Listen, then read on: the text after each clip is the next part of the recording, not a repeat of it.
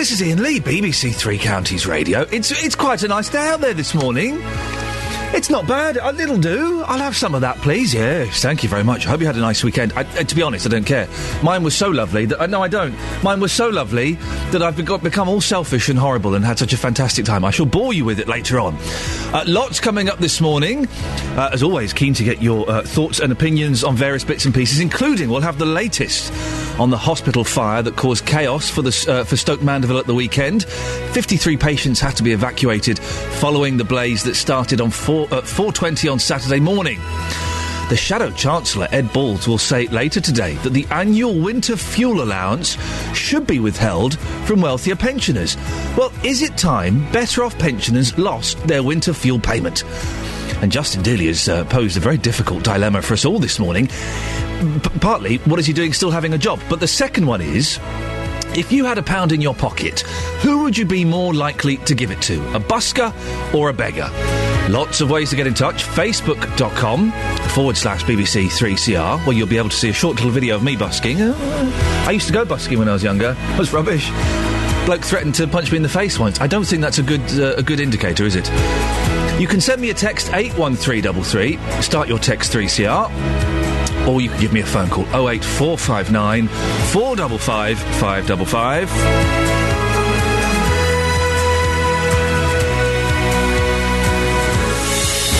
Across beds, hearts and bucks. This is BBC Three Counties Radio. Now, a ward in Stoke Mandeville Hospital remains closed as investigation work takes place to determine what caused a fire there on Saturday. 53 patients had to be evacuated and the Accident and Emergency Department was forced to run a reduced service. Well, Tara Gungaful has more. Tara, what happened? Well, the cause of the fire, as you say, is still unknown. But what we do know is that the Buckinghamshire Fire and Rescue Service were called to an incident at Stoke Mandeville Hospital at a horrible hour in the morning, especially for patients who are in bed and not feeling particularly great. It was at 4:20 on Saturday morning. And initially 3 wards were closed, though the fire was contained in just one of those wards, and that was Ward 4. Now, as you mentioned, 53 patients were evacuated and moved to different parts of the hospital, and 3 of those had to be treated for smoke inhalation, and we're told that one of those patients has also sustained minor injuries to their hands. What have the fire service been saying? Well, it was a pretty major incident for the fire service, with around 40 firefighters in attendance at its peak, so that's quite big. And they say that Ward 4, which is where the fire started, has been damaged roughly by about 20% by fire and 100% by smoke. Now, we've been told that fire crews worked to contain that blaze, and they were simultaneously evacuating staff and patients, so quite a complicated procedure, but it's the sort of thing they're trained for. And Jeff Bottle, who's group manager at Buckinghamshire Fire and Rescue, has said that firefighters regularly visit hospitals so that in these rare occasions they can quickly assess the situation and put a plan in place, which is obviously what they've done here. And we'll speak to Jeff later for the latest on the investigation into what actually caused that fire. And what's the situation like now? Well, in the most recent statement on their website, the Buckinghamshire Healthcare Trust say that Stoke Mandeville has stepped down from a major incident and has now returned to business as usual. However, Ward 4, which we know has got all the damage, it will remain closed for the next few weeks, and that's to allow investigators to discover the exact cause of the fire and for any necessary repairs as well. Now, we'll have a better idea of how long the ward will be closed and what effect this has for patients in the coming weeks when we speak to the Chief Executive of Buckinghamshire NHS Health Trust, Anne Eden, later in the programme, or more specifically, you'll be speaking to us. Oh, thank you very much indeed. I look forward to that, Tara. Thank you very much indeed. 08459 455 555. If you or anyone you know was at the Stoke Mandeville this weekend, do give us a call. Let us know what it was like. Morning, this is Iain Lee, BBC Three Counties Radio. Oh, that was professional, wasn't it? I know. Listen, it's Monday, 6:10. Your first day back at work after the weekend. You're not going to be perfect, are you? You drop things, you can't log the computer. It's all stuff, so just bear with me. One of those. 08459 455 555 is the telephone number. Facebook.com/BBC3CR. If you go to the Facebook page in a couple of minutes, you'll see a video of me busking. We've got a cracking piece from Justin Dealey coming up a bit later on. If you've got £1 in your pocket, do you give it to a busker or a beggar? And we're laying down... Listen, I went busking when I was younger. I'm trying to think. I've only ever seen one good busker, and that was in Paris, and it was a group of people that was so good I bought their CD, Cabaret Slave. It was all kind of like gypsy music. It was fantastic. Apart from that, I've never seen a good busker. They're all rubbish. I don't need to hear All Along the Watchtower or Bob Marley or anything like that when I'm trying to catch a train. So the challenge is, if you're a busker, we're here in Luton, we have an open door. Kind of, you have to buzz. I mean, not literally, but metaphorically, we have an open door. Let's not get too carried away with the door thing. If you're a busker and you think you're half decent, you can come and be on the show this morning if you turn up before 9 o'clock. I bet we can't find a decent busker in the 3 counties. Not because the 3 counties lacks talent, but because there are no decent buskers in the world. There aren't any. They're not. Don't pull that face. There's none. 08459 455 555. So, there's this new thing called glamping. Have you heard of glamping? Have you been glamping? This is what I did at the weekend. Have you heard of glamping? Oh, it's good. It's like camping, but it's glamorous. They've combined the word glamorous, I know, me, and camping to come up with glamping. This was my pre-birthday surprise that my boys had arranged. We went glamping at Leeds Castle. We turned up, this fantastic kind of massive double tent. Now, the thing, I've never liked camping because you've got to sleep on the floor and it's cold and it's horrible. There was a 4-poster bed in this tent. How glamorous is that? A 4-poster bed in the tent. There was a wood burner in there. Now, listen, normally I would say don't have fires in tents, but this one was superb.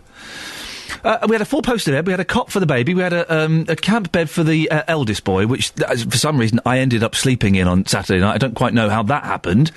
And then we spent the weekend just wandering around Leeds Castle, a little bit of archery, watching a little bit of jousting, going on it was superb. Absolutely superb. Glamping.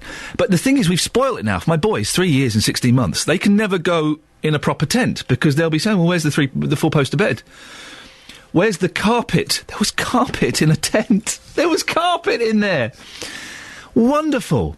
We had barbecues and everything. Superb. Anyway, 08459 455 555. Should we have a quick look at some of the front pages of the newspapers? Not all of them. We'll do... Actually, let's do it the other way around. Let's do the Express, the Mail and the Sun, shall we? We'll do the big ones later. Yeah, let's break with convention. It's Break with Convention Monday, isn't it? Here we go, the Daily Mail. They've cleverly combined 2 stories without you knowing they've combined 2 stories. That's what they do. So there's brave Angelina Jolie at the premiere of World War Z. It's World War Z. I refuse, as some broadcasters were calling it yesterday, World War Z. It's in Britain. We're in Britain. We say Z. I know it means the alphabet song doesn't quite scan properly, but tough, kids, is Z. So there's Angelina Jolie at the premiere of World War Z. And then hope for thousands, inspiration from double op star drug can halve risk of breast cancer returning. The Express have also got Angelina Jolie at the premiere of World War Z, which I'm quite looking forward to. It's had terrible reviews, but that's it. If there was a double bill of that and the Liberace film, I'll have some of that, please. I'll go and see both of those films. Michael Douglas, of course, very poorly. Have you seen what he's blamed his mouth cancer on? I can't even say it on the radio. I don't know. I had to look the word up in the dictionary. I got a shock when I saw what it meant. Didn't know it had a proper name. Daily Express. Migrants face new ban on benefits. Migrants are to face tougher rules before they can claim benefits. It emerged last night. Well, good. And The Sun, there's more Angelina Jolie at the premiere of World War Z. And we will arrest Talisa, say cops. Star to be quizzed over cocaine deal. Apparently this was a big story at the weekend. I missed this because I was glamping. Didn't have newspapers, glamping. Talisa faces arrest within days after The Sun exposed her setting up a naughty cocaine deal. Police said yesterday. Well, there you go. I forgot to mention that a romance developed over the weekend as well. I'll tell you about that later on. My little boy. My 3-year-old boy was in bed with another woman. What on earth was going on there? Now, on to slightly more serious things. Changes to the benefits which can be claimed by people with disabilities come into force today. Any new claimants who used to receive disability living allowance will now have to apply for PIPs, personal independence payments. Well, I'm confused, so hopefully to explain more we can talk to Mick Dillon from the Disability Resource Centre in Dunstable. Morning, Mick. Good morning. What information can you give to people about these changes? Well, it's been, over the last year, there's been a lot of confusion, and I think if we can look at the facts rather than the fears, I think that would be helpful. Go because Now it's beginning to clear. From information we have next week, anyone between 16 and 64 applying for disability benefit, the old DLA, living allowance as it used to be called, will automatically be going on to PIP. Now, that immediately means something's different, something's changing. PIP is Personal Independence Payment, and intrinsically it's the same as Disability Living Allowance, but there are some subtle changes you'd expect. The government do have an agenda to reduce the number of people taking up benefits, and if I tell you there's 1,000 people a week taking up DLA, and there's about, 2.5 million people taking DLA in the country, you can imagine the scale of it. That's only half compared to the number of people on housing benefit, but it's a massive process. They want to save 20 billion. There's no secret in that as well. And PIP has two components of daily living and two mobility components. DLA had three care components, and it's standard and enhanced. And what it's doing for the first time is looking at not just all the tasks of daily living, for example, which is, the ability to cook food, nutrition, manage budgets, communicate with people, a whole day-to-day activities and engagement. But it's also allowing other factors, other experts and professionals to contribute to your case. So it can be your carer, it can be a health professional who's actually seen you with a disability sometimes struggle or try to hide how you do things. With a disability, you convince yourself you can manage and you get by, but is it being done in safe, timely fashions, etc.? So for the first time, other factors, other people's evidence, if you like, can be contributing towards the PIP. Is this partly to stop people swinging the lead? Yeah, DLA was... while it's valuable and supports a lot of people, as I've said, going back probably 20 years plus, it was not quite given away with a packet of Smarties, but it was really not very robust. And people were giving lifetime awards who probably shouldn't. There are some people who, with this change in benefits, who are worried that they're just not going to quite meet that criteria and lose out when they do actually need it, or their condition is variable. So they might be really good one week, and then with something like MS, if it gets really, really hot, then they slump back. Well, again, for the first time, what PIP will do is actually consider your ability and your disability over a 12-month period. Right. So it will look retrospective, but also forward as well. And that's important, as you say, for fluctuating conditions and various things. So it's looking at the bigger picture. We always say to people, look at your worst case. So don't underestimate what you can and can't do, but you have to be honest. But look at the worst case as well, and then create this picture, build up this profile with other family members and carers, personal assistants, medical people. It could be district nurse coming in to contribute to your picture, if you like, the understanding how you really manage. And then there'll be a series of either questionnaires, face-to-face interviews for the assessors to understand the situation. Now, it's a points-based system. One of the key things, and I suppose there's a clue in how to apply appropriately, if that makes sense, that there are little caveats through all of this, and it's about, can you do the various tasks? And there's about 10 of them for daily living, and for mobility, it's about preparing and planning for mobilising and then actually moving around as well, with or without gadgets, equipment, wheelchairs, etc. But it's about actually, looking at the whole series of point systems, and then it can be actually put together. Atos are going to be doing the local assessments. Now, that word may strike fear into some people, but we really have to look at the facts, not the fears. I think that's really important about what the decisions are. Ultimately, Department of Work and Pensions take responsibility. Their adjudicators take responsibility, and there will be an appeals process. But, for the first time, it's looking at the much bigger picture of how disability impacts. Put your headphones on, Nick, because we've got Donald in High Wycombe. Good morning, Donald. Morning. Donald, what's your story? My wife, approximately 15 years ago, had a stroke. Was then also 6 months after diagnosed with epilepsy because of the stroke. She's obviously she was given a indefinite award on her DLA, and yet pretty much every 3 years she has to go through an assessment, and the stress of not knowing whether her benefits are going to change is quite detrimental to her, because it can bring on a fit.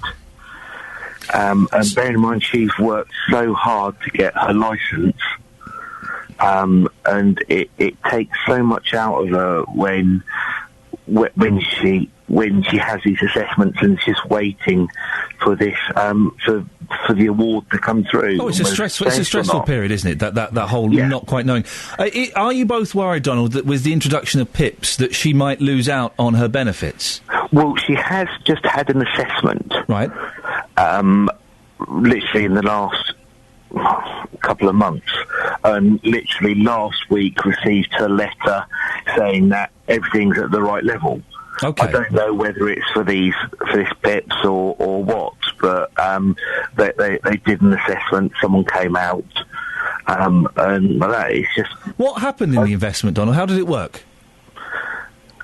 I unfortunately I wasn't there because I had to go out on a job. Yeah. But it was just a case of, I think with certain illnesses that things like a stroke, things like heart conditions and things like that, they're not going to get better with time. How people deal with them is what improves. Yeah. Mick, what do you make of that? Yeah, morning, Donald. I think one of the key things, your wife may have a 3-year agreement, because if you have a lifetime award, I've never been called back and I have a lifetime award. So it may be some subtle changes in the small print, in the paperwork. I think one of the key things, and I was just going to mention it a second ago, is that the caveats, if you like, are that can you do things in a safe manner, in a timely manner, but also what they call a reasonable manner as well. And now the reasonable has not been proven yet what that actually means as a test case. And there's lots of things about PIP, about can you walk 50 metres, and the government have said it's now 20 metres, and there's a High Court case going on about that, so that's still up in the air. The doing things in a reasonable time is apparently, as if it takes you twice as long to do what an able-bodied person might do, then that's unreasonable and therefore you would qualify. So they're trying to put measures in place, and all of these little caveats about all the tasks that anyone may do. Is it safe? Can you do it repeatedly as well? So if you need to feed yourself 4 times a day, perhaps, as some people may need to do, or certainly regularly, or take medication, can you do that reasonably as well? So the caveats are reasonable, timely, repetitively, and, reasonably as well. Mick, we're running out of time. And Donald, thank you very much for getting in touch. Mick, if people are confused and concerned about their situations and what they should be doing, I'm guessing you might be able to help them. Yes, what we'll do, we'll put some information up on our website, which is allthewsdrcbeds.org.uk, or they can put disability resource into well-known search engine beginning with G, and we'll come out of the top. Google! Exactly. I got there in the end. Brilliant. Mick, lovely to see you. Donald, thank you very much for getting in touch. 08459 455 555. Are you concerned about these changes? Are you particularly panicking about it? I would suggest don't.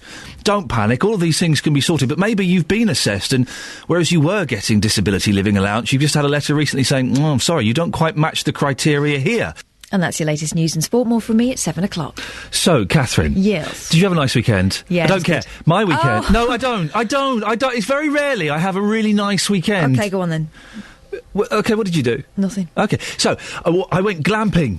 Yeah. I know, it does sound quite gay, doesn't it? When I saw the word glamping, I was, what on earth is this strange hybrid of hetero-homosexuality? And it is a little bit, but it's very camp. But it's fantastic. It's a posh tent, right? It looks like a circus tent. It's got a 4-poster bed in it.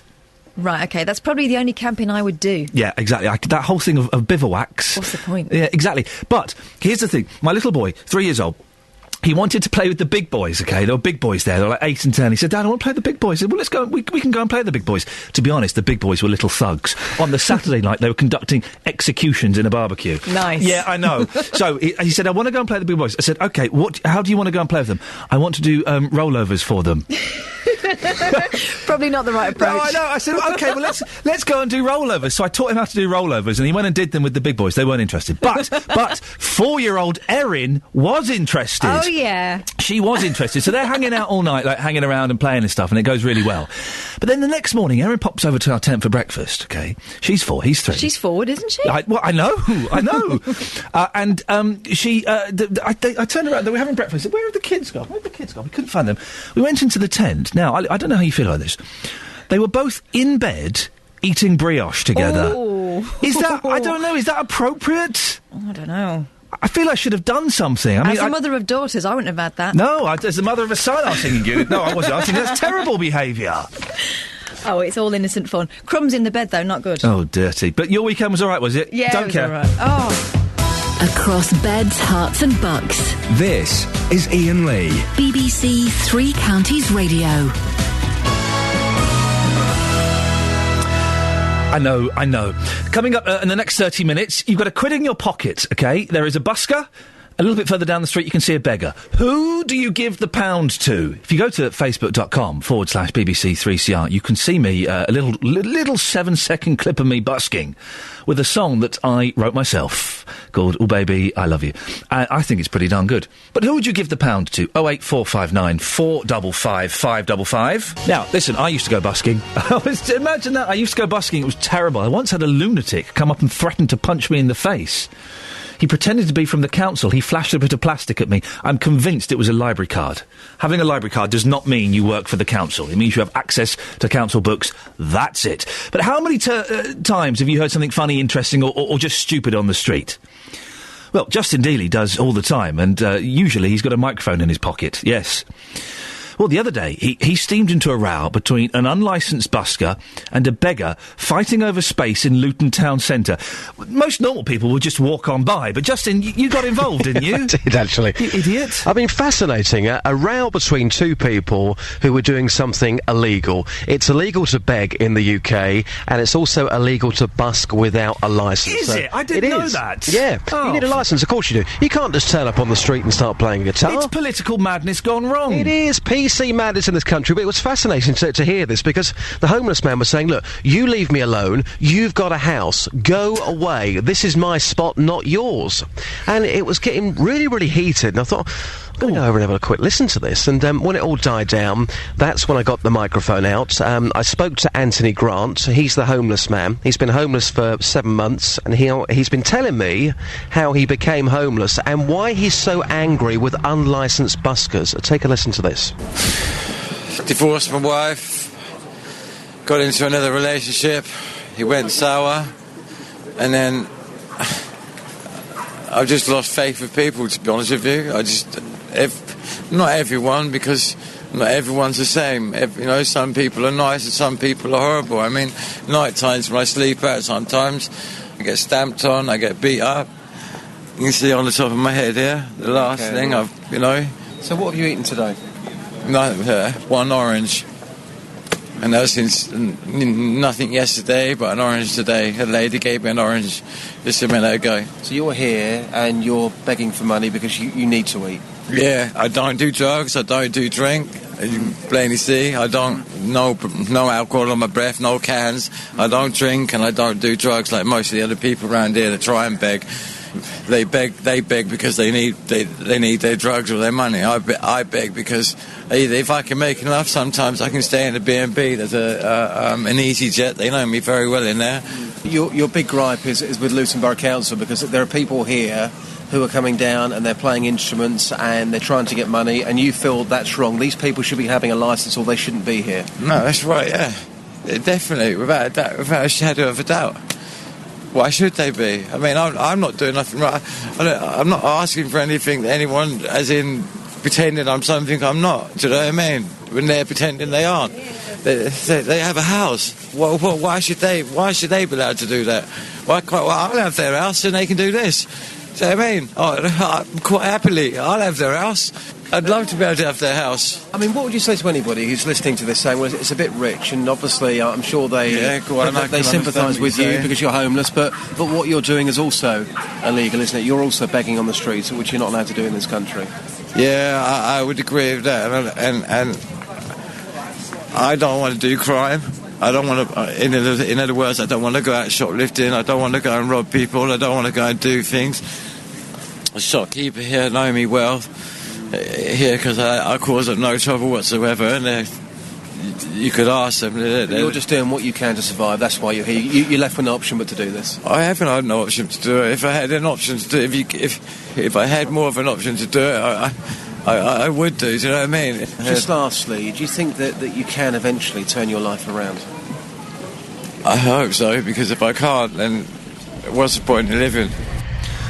Wow, well, that's was a powerful piece, Justin. Thank you very much for that. Did you speak to the busker at all at any point during this altercation? No, the busker quickly left, so I was left with Anthony, but he makes an interesting point. As much as we can sit here and say what he's doing is illegal, but you've heard there that he needs to do that to try and improve his life. And later we'll find out from people in Luton, if they had £1 in their pocket, this is the moral dilemma this morning. If they had £1 in their pocket, who would they give the money to? The busker or the beggar? That's the question we're going to be asking this morning. You wouldn't give it to either, would you? I would give it to the homeless man, actually, but, I mean, Anthony there, he says that, and you've got to take his word for it, that he doesn't drink, he doesn't do drugs, but I think a lot of people would stereotype homeless people, and again, in reference to what Anthony was saying, that those people might take that money and use that for alcohol. I think if I knew the homeless person wasn't going to use that money on booze and they would spend it on food, I would give it to that person every day. OK, 08459 455 555. You've just heard Justin Dealey there. Who would you give the quid to? Thank you for that, Justin. Excellent stuff. Would you give the quid to the busker,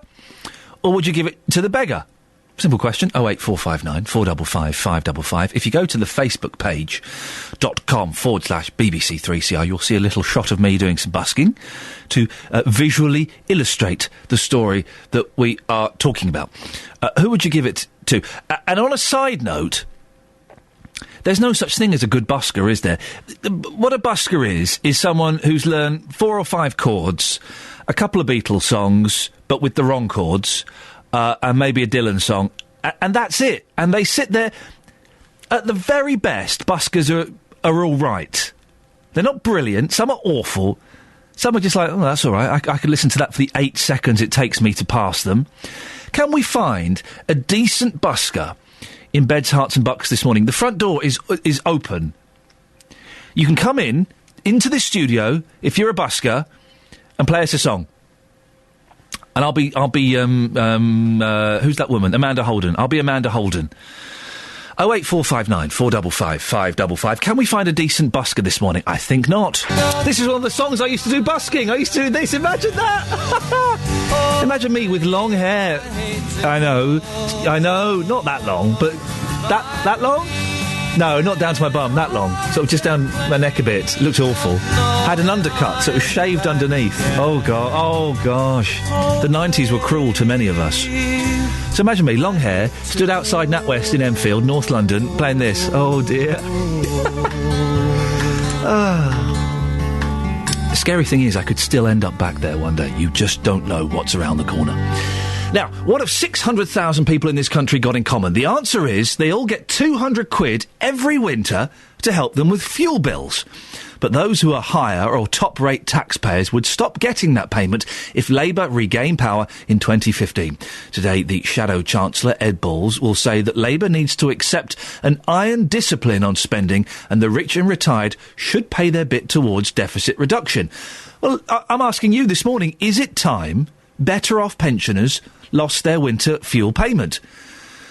It is likely to affect about 600,000 pensioners who pay the top 2 rates of income tax, saving around £100 million. But a Treasury source has described the pledge as utterly meaningless. Steve McCabe is the Labour MP for Birmingham Selly Oak. What you have to decide is welfare fair? Are the people who've paid in getting a reasonable return for what they've paid in? And does it make sense to actually be paying a fuel subsidy to someone who's also paying the top rate of tax and therefore patently doesn't need it? Well, the winter fuel allowance is currently paid to all state pensioners regardless of income. During the last general election, the Prime Minister David Cameron pledged not to cut welfare measures directed at pensioners. But the Conservatives have come under pressure from their Liberal Democrat coalition partners who want to see benefits for wealthy pensioners addressed before other cuts to the wider welfare budget can be considered. In April, Work and Pensions Secretary Iain Duncan-Smith suggested that pensioners who don't need the extra payments should consider returning the benefit. Well, pensioner Tony says his winter fuel allowance doesn't go towards heating his house. When the money rolled in, I spent it on the waterfall in the garden. I don't make any apologies to anybody for doing that. So I wanted the waterfall mending. He mended his waterfall with the money that was due for his fuel allowance? Well, is it time better off pensioners lost their winter fuel payment? Or maybe you think that people like Tony should be able to spend their winter fuel payment how they like. On waterfalls. If you get a winter fuel allowance, do you deserve it? Should you get it? 08459 455 555. We're also talking about busking this morning. You've got a quid in your pocket. Do you give it to a busker or do you give it to a beggar? John's in St Albans. Morning, John. Good morning. I'm actually in Northwood. Oh, I do apologise for that. We'll right. find the person who wrote St Albans and we'll have them cleaned and then shot. Oh, that's all right. No, I listened to you years ago on LBC, but I won't mention them again. No, don't you ever do. I have no idea what you're talking about. Now, John, you've got a quid in your pocket, there's a busker, there's a beggar. Who are you going to give it to? I was going to say the busker, but I actually saw a busker in St Albans. I was in St Albans on Friday. So there is a connection to St Albans, excellent. And she was pretty terrible. I think I gave her about 10p, which wasn't very generous. Well, hang on, if she was terrible, why did you give her anything? You should have just given her a dirty look. No, I felt a bit guilty. I didn't give her a bit more, but she wasn't very good. Otherwise, I would have given her a bit more. But they vary in quality. I mean, they can be fantastic. I mean, they're regulated now on the London Underground, and sometimes it's got a bit commercial, you know, they've got sort of backing machines and things, but you get sort of students from the Royal Academy of Music who are virtuoso violinists, and then you get sort of Renter Bob Dylan at the other end, you know. But if they're competent, you know, I like listening to music, so I don't care if they got a licence or not. If they're good, I will throw a few quid in. I mean, sometimes you hear saxophone and things, jazz, and it can be... John... You know, sometimes it's terrible, sometimes it's great. I don't need to hear someone playing bad, out-of-tune saxophone over a karaoke tape of Careless Whisper by George Michael. It doesn't do it for me. No, not well. If they play anything by Wham, I'd probably shoot them, but that... There's a fella in Tottenham Court Road tube station, and every time I pass him, and I've passed him quite a few times, he's always playing the same song, an old Calypso song called Matilda. He's always playing it. You think, for goodness sakes, man, you've only got one tune, do something else. No, you'd think that there's quite a few good Calypso tunes out on there. You think he might vary it a bit. As for the homeless, I mean, I don't know. I mean, it's outside. I felt really sorry for that fella that you were talking to, that Justin spoke to in Luton. I don't know how bad the problem is in Luton, and I suspect that organisations like Crisis and Shelter are doing essential work. I wonder, on a serious point, whether some of the changes to benefit, particularly the cap on housing benefit, is going to make the problem worse. I suspect it will. And for all the people who sort of say, oh, well, these benefit people are scroungers, you know, at the end of the day, they're human beings, and I would want to give them the benefit of the doubt. John, I appreciate your call. Thank you very much indeed. That's John, who saw a busker in St Albans. She wasn't very good. He still gave her 10 pence. I don't know if that's worse than walking by, though. If I'm stood there playing, you know, I like the phrase rent-a-bob. If I'm there playing All Along the Watchtower or Blowing in the Wind, and someone chucked me a coin, thanks very much, mate. Oh, 10 pence, you can take that back. I think I'd be more offended by the 10 pence than just walking past. Also, they've invented Sony Walkmans now. You can have any kind of music, you know, Walkmans, iPods, isn't it? You can have any kind of music in your ears you want. Why would I want to listen to Rent-a-Bob? Or, there's no need for it. No buskers are any good. I'm putting it out there. We won't find a decent busker before 9 o'clock this morning. Iain, you mentioning that chap in Tottenham Court Road, I've been past him many times as well, but it's reminded me there is one amazing busker on the tube. It's a blind man who whistles, and he's incredible. Oh, for goodness sakes, I can close my eyes and whistle, Adam. Oh, Iain, he's brilliant. OK, well, I don't believe you, but carry on. OK, Adam Glynn, BBC Three Counties Radio. Thanks very much, Adam. A survey of 27,000 children across the UK has found that many don't know the origin of the food they eat. A third of the primary school pupils questioned thought cheese came from plants and pasta was made from meat. Sorry? Yes. What? I know. How old are these idiot children? They're primary school children. But cheese comes from plants? Everyone knows it comes from Tesco's. Get the latest news and sport online at bbc.co.uk/3 counties. Should we never mention that news bulletin again? Best not, eh? OK.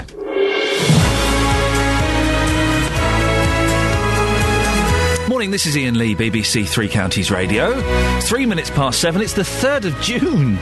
Wow, it's like summer and stuff. Apparently. Ah, dear, lots coming up between now and 8 o'clock, including we'll have the latest on the hospital fire that caused chaos for Stoke Mandeville at the weekend. 53 patients had to be evacuated following the blaze that started at 4:20 on Saturday morning. I know it's a long shot, But if you or your family were there or involved in any way, do give us a call. 08459 455 555. Shadow Chancellor Ed Balls will say later... I just can't take that man's name seriously, I'm sorry. Will say later today that the annual winter fuel allowance should be withheld from wealthier pensioners. Well, should you lose your winter fuel allowance, dear listener, if you are a, in inverted commas, wealthier pensioner? And Justin Dealey has stirred up a hornet's nest of music and beggary. If you had £1 in your pocket, who would you give it to? A busker or a beggar? And can we find a decent busker before 9 o'clock? I don't think so. They're all awful. That's why they don't have recording contracts. That's why they're not on Top of the Pops on a Thursday night. Huh? Facebook.com/BBC3CR. You can text as well, 81333. Start your text 3CR. Include your name, please. And the best way to do it is, look, all of the lines are free now. Give me a phone call. 08459 455 555. Across beds, hearts and bucks. This is BBC Three Counties Radio. A ward in Stoke Mandeville Hospital remains closed as investigation work takes place to determine what caused a fire at 4:20am on Saturday. 53 patients were evacuated away from the blaze, and it caused accident and emergency to run a reduced service. Jeff Bottle is a group manager for Bucks Fire and Rescue Service and joins me now. Morning, Jeff. Good morning. Jeff, what preparations do the fire service make for situations like this? We undertake a lot of practice and preparation for a large number of risks and hazards in our area, and that includes all of the hospitals, particularly Milton Keynes, High Wycombe, and in this case Stoke Mandeville, which we never hoped to do, but was a massive benefit for us on Saturday morning. So what do you mean? You go in there regularly to assess things and how things are working there? That's it. What we do, we have familiarisation visits for our local crews, right, and then we carry out exercises there. So what we had on the morning is a set number of plans, because it can be quite a complex, the hospital side is a very complex layout, and it has a very sophisticated alarm system, so that when we get an early indication of where the fire is and an accurate location, so we can put our plans into place where our crews go to the correct location, put the hose into what is called a dry riser so that we can get water to the floor of the fire quite quickly. The crews are aware of the layout. So even though this is a very, very rare occurrence, they're prepared as much as they can, say in the early hours of the morning, to immediately put plans into place. 40 firefighters, I believe, were there at the peak of the fire. That sounds like a lot. Yes, we had the first incident commander was on scene definitely within 10 minutes, just over 5 minutes, and immediately requested assistance. This was mainly for personnel rather than the equipment. And at this point, I really must stress the amount of praise we have for the hospital staff who were doing their phased evacuation and remained so calm, so professional, working under such considerable pressure, evacuated a lot of people who were not very well to begin with, and now there was smoke and obviously scared. But really must stress how our respect and professionalism the hospital staff showed on this emergency for them. Any idea what caused the fire? The investigation is still carrying out. We had a fire investigator there all day Saturday, liaising with the hospital staff, and he'll be presenting his initial findings to senior managers, both the fire service and the Hospital Care Trust, earlier this week. OK, and finally, 20% fire damage, 100% smoke damage. What does that mean? The hospital ward is separated into a number of bays, and one of the bays was completely destroyed by the fire. There's a lot of equipment and beds in there which considerably added to the amount and the toxic smoke that was produced. So that smoke has then moved from the ward into other areas of the building. So a lot of smoke damage, a lot of cleaning will have to take place to the rest of the building. Jeff, I appreciate your time this morning. That's Jeff Bottle, Group Manager for Bucks Fire and Rescue Service. Across beds, hearts and bucks. This is BBC Three Counties Radio. So 600,000 people in this country all get £200 every winter to help them with the fuel bills. Are you one of them? Do you get 200 quid to help with the fuel bills? Now, if you haven't got much money, I'm sure that £200 is very helpful. Thank you very much indeed. But if you have got a bit of money, well, you don't really spend that on the winter fuel allowance, do you? My in-laws get that money. They're quite well-to-do. Not millionaires, but they've got a few quid. They give it to the grandchildren. We heard earlier from a gentleman called Tony, I think, who spent it on getting his fountain, his waterfall fixed in his back garden. I'm paying for his waterfall. Well, today, the Shadow Chancellor, Ed Balls, will say that Labour needs to accept an iron discipline on spending and the rich and retired should pay their bit towards deficit reduction. And those who are higher or top-rate taxpayers would stop getting that £200 payment if Labour regain power in 2015. Well, our reporter, Justin Dealey, has been in St Albans this morning. Justin, what have people been saying to you? First of all, it's a great name, isn't it? Ed Balls. The name's Balls. Ed Balls. I cannot take Balls seriously. I mean, it just doesn't work. If your name was Balls or Cox, you would change your name, wouldn't you? Quite possibly. I think it's great, though. Definitely one for the pub. But we're talking here about a big saving, potentially, at around £100 million a year. That's a lot of money. I can't find anybody... £100 million? Yeah, £100 million a year. Yes. I can't find anyone in St Albans who thinks this will be an outrageous idea. Everyone that I've spoken to seems to think this is the best way forward. Here's what people have had to say. Alan, what's your thoughts? Wealthy pensioners having their winter fuel allowance taken away from them? Is that the right way forward for this country? I think only people who really need it ought to be getting it. So I suppose yes. So somebody who's got the money, if they can afford it, well, why should they be getting this payment anyway? Yeah, I think it's the same as bus passes and all those sorts of things.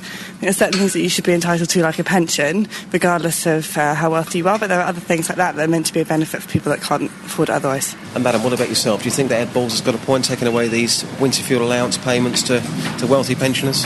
Yes, I do. I think it should go to the people that actually need the money. In saying that, though, some people would argue that, well, they've worked all their lives, just because they're wealthy, that they shouldn't be discriminated against almost. Yeah, I understand that point, but as I said, I do believe it should go to the people that actually need it. Janet, you agree with Ed Balls. Can you tell me why? I just think that if we're going to means test across the board and people are means tested for benefits, I don't think it matters whether you're young or old. It's not a privilege in society. We're all here for a purpose and a reason, and we all contribute. And if people can afford not to take, then they should be contributing and it would be a fairer society. Were any of the people you spoke to Justin pensioners themselves? No, not at this moment in time. It's very early in the morning. Haven't quite found a pensioner yet. Hang on a minute. What does that mean? Old people get up at like the crack of dawn. They can't sleep. No, I'm not saying that. I'm just saying where I am in St Albans right now, I haven't come across any pensioners. But as soon as I do, I will put that question to them. And I think the bigger term is here, wealthy. You know, what exactly does that mean these days? Because what does it mean? If somebody says they're wealthy, well, what are they on, £30,000 a year? £40,000 a year? Wealthy. What does that mean? I'll give you a figure. If you've got more than 60 grand in the bank, you shouldn't get the fuel allowance. There we go. More than 60 grand? Yeah. Okay. It's £200, okay, and some people, the £100 million that is being saved, or would potentially be saved, in the great scheme of things isn't massive, but when everyone else is making cuts, I guess it kind of makes sense, doesn't it? I mean, yeah, we need to make cuts, obviously we do as a nation, but I think a lot of people would argue, if you do well for yourself in this country, and we are deemed to be one of the best countries in the world, if you do well for yourself, things go against you, and people can turn against you, and I think a lot of people would say, well, hang on, regardless of my wealth here, I have worked all of my life in this country. I've given a lot to this country. So just because I've got money, why should you be discriminating against me? I'm not discriminating. Oh, you're pretending to be an old person. Yes, Sorry, I got confused. Justin, thank you very much for that. 08459 455 555. You're a wealthy pensioner. You should not get your winter fuel allowance. That's according to Ed Balls. And it's kind of hard to disagree with it, isn't it? It makes sense. If everybody else is making cuts, then maybe some elderly people should do. And I can't think particularly of any other cuts that the pensioners have been involved in. They're not affected by the, in inverted commas, bedroom tax. 08459 455 555. Bruce is in Australia. Good morning, Bruce. G'day, Ian. It's Bruce here. Long time no talk. It's been a few years. I've been enjoying the lovely weather here in Australia. Fantastic. And are you actually in Australia, Bruce? I am in Australia, yeah. I work in Australia, so I listen to your program every afternoon when I'm working, and I've got my colleague, Jimbo. He's actually listening to it too. Okay, well, good morning. Legitimately, that we are listening to your show. I believe that you are listening to my show, Bruce. We used to listen to South African radio, but we thought your show's better. So what's your take on the winter fuel allowance? Well, I've got my mum. I organised a pension for her when I was living up in the UK. Yeah. So she gets a winter fuel allowance, but she actually lives in Australia. Yeah. And my point is this: if you do well for yourself, right? You know, I mean, the UK obviously isn't as good as Australia, so I mean, she has to live in Australia. And she's worked all her life in Australia, and due to a loophole in terms of international agreement, she's allowed to have a UK pension. You know, why should she be discriminated against? Hang on a second. So you're saying your mum, who's an Australian, lives in Australia, gets the winter fuel allowance? What's wrong with that? She gets it in the summer here, so obviously she's not going to use it for fuel. She's going to use it for air conditioning. I'm serious. And how does that get paid to her, Bruce? Does she get, like, a cheque, or is it just go straight to her bank? How does that work? Straight through her bank account. So when she gets the UK pension, she gets the additional fuel allowance, which she uses to pay for air conditioning, because it gets quite hot here. Of course it does get quite warm in Australia. I've heard that rumour. Very quickly, Bruce, because we're running out of time, and it's always a pleasure to speak to you, and even if this is for the last time. As you can see, and I'm not saying anything stupid. No, you're being and very... I'm being quite well behaved. You're being very sensible. Why is my show better than South African radio? Well, to be honest with you, we do listen to the Wackhead Simpson on South African radio for his prank, because he's actually quite funny with the pranks. Okay. But for everything else, you're pretty good. I like how you interrupt the news and things like that. And to be honest with you, I mean, if I must say one thing, I mean, I used to date a girl up your way, and I mean, I like the people up there. They're quite nice, genuine people up in St Albans. Well, Bruce, I was hovering over the fader for that whole phone call, don't worry.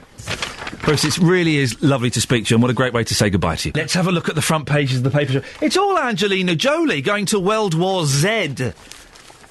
If I hear another British person say World War Z, man alive, I'm just going to tut quietly to myself. And by the way, new Doctor Who, if Stephen Mangan or that lady with the glasses who's on everything, Sue Perkins, if either of them become Doctor Who, I'm going to sell my television on eBay, the auction site, and never ever watch television ever again as long as I live. It means that all hope is lost. Give up hope, all ye who enter here, because Stephen Mangan... Right, let's do the Mangan rant, shall we? Here comes the Mangan rant. He's overrated, he's dull, he's not a particularly good actor. He's an adequate actor. He's adequate, but he's not good. He's a poor man's Steve Coogan with the bubble cut, the wet perm, and the busy mouth. He's a poor man's Steve Coogan. There's no need for Stephen Mangan on our televisions. And Sue Perkins, I like Sue Perkins. She's all right. I've worked with Sue. She's nice. No, not Doctor Who. No, we cannot have a lady Doctor Who. We can't have a lady Doctor Who. I'm sorry, this is one of the things. I'll give you your Lady Bishops. Yeah, go have a Lady Bishop. Go on. Lady Doctors even these days, but not a Doctor Who. I'm not having it. Quite strong about this. It is against the rules. Mangan and Perkins are both likeable. That's their main character trait. They're likeable. You can't have Can we have an old Doctor Who, please? The way it should be. Can we get John Hurt as an old Doctor Who? We can't have one of these youngsters. One of the newspapers. I'm sorry, Richard and Winslow, you're going to have to wait. Unless you want to talk about Doctor Who. Blah, blah, blah, blah. Sorry? Blah, blah, blah, blah, blah, blah. I beg your pardon? Oh, I didn't think I was on. I was on yet. Shall I make my point? No, don't make your point. Is that the noise you make when I'm talking? Well, I didn't think I was through yet. I thought it was a general apology on air.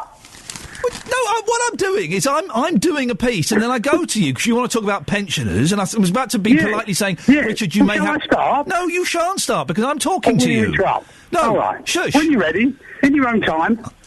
Unbelievable. Didn't I ban you once? I must have thought.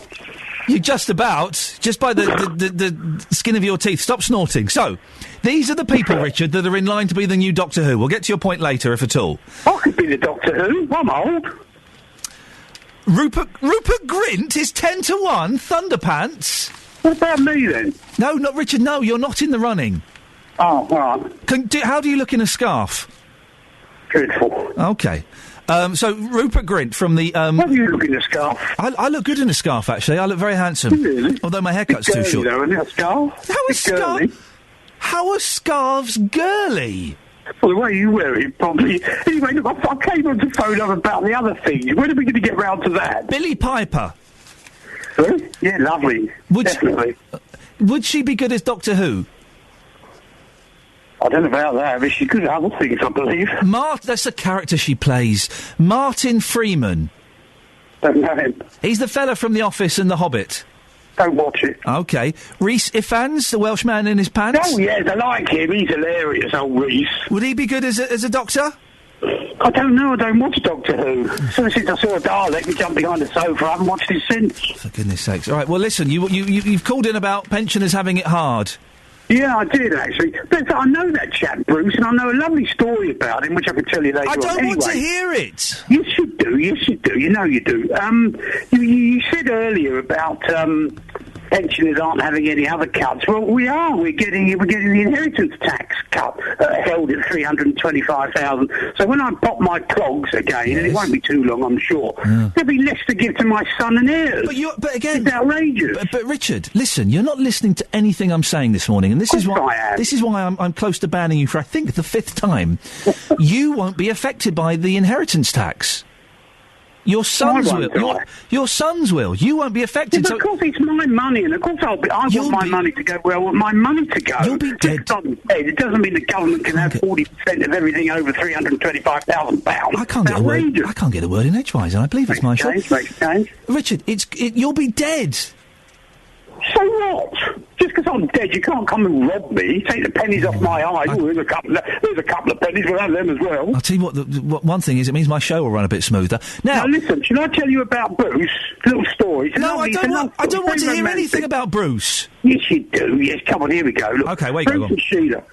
So, 08459 455 555 is the telephone number if you want to give us a call. The pensioners have been... they've had it a little bit easy in terms of some of the cuts that other people have had to face, haven't they? The inheritance tax won't affect Richard, or pensioners, it'll affect their kids. 08459 455 5. I believe I was going on a rant about Doctor Who for some reason. I seem to have got taken off target a little bit by Richard. Anyway, I haven't watched Doctor Who for ages because the Doctor Who, being younger than me, makes me uncomfortable. He's leaving.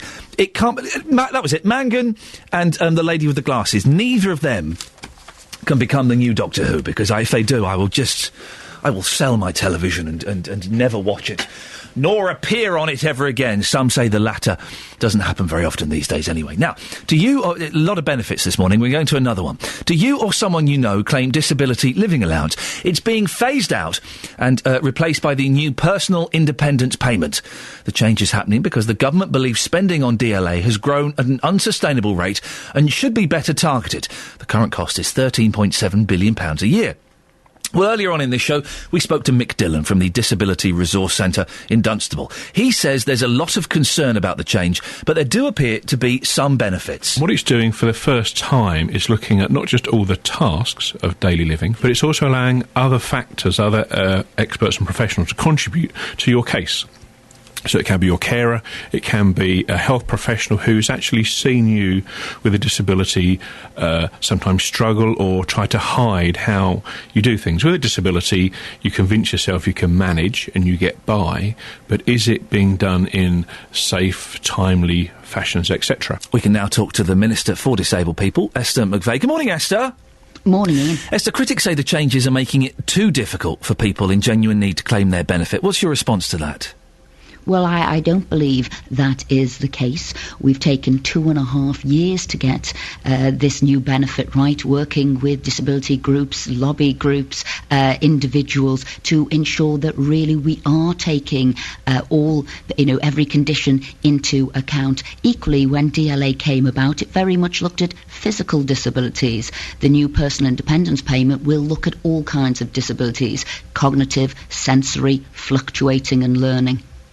There is a danger, isn't there, that people who have a condition that's variable, like MS, for example, could be assessed one day when they're fine and miss out on their benefits, which they do genuinely need? And you're quite right, fluctuating conditions are probably one of the toughest to assess. So to get round that, what we've done is we look at somebody's condition over a year. It's not on a specific day, because you're quite right, they could feel better one day, feel very much worse the next. So it's, what is your sort of worst day like? How tough is it? What support you need? And really get a feel for somebody's condition over a year. So actually, it is far more generous, Pip, than DLA was for fluctuating conditions. There is lots of fear around this, and we heard from a listener earlier on whose wife had a stroke, and the anxiety around this is making her actually feel worse. Being assessed over a year, it's going to make people scared, isn't it? And fearful, and these changes are causing fear.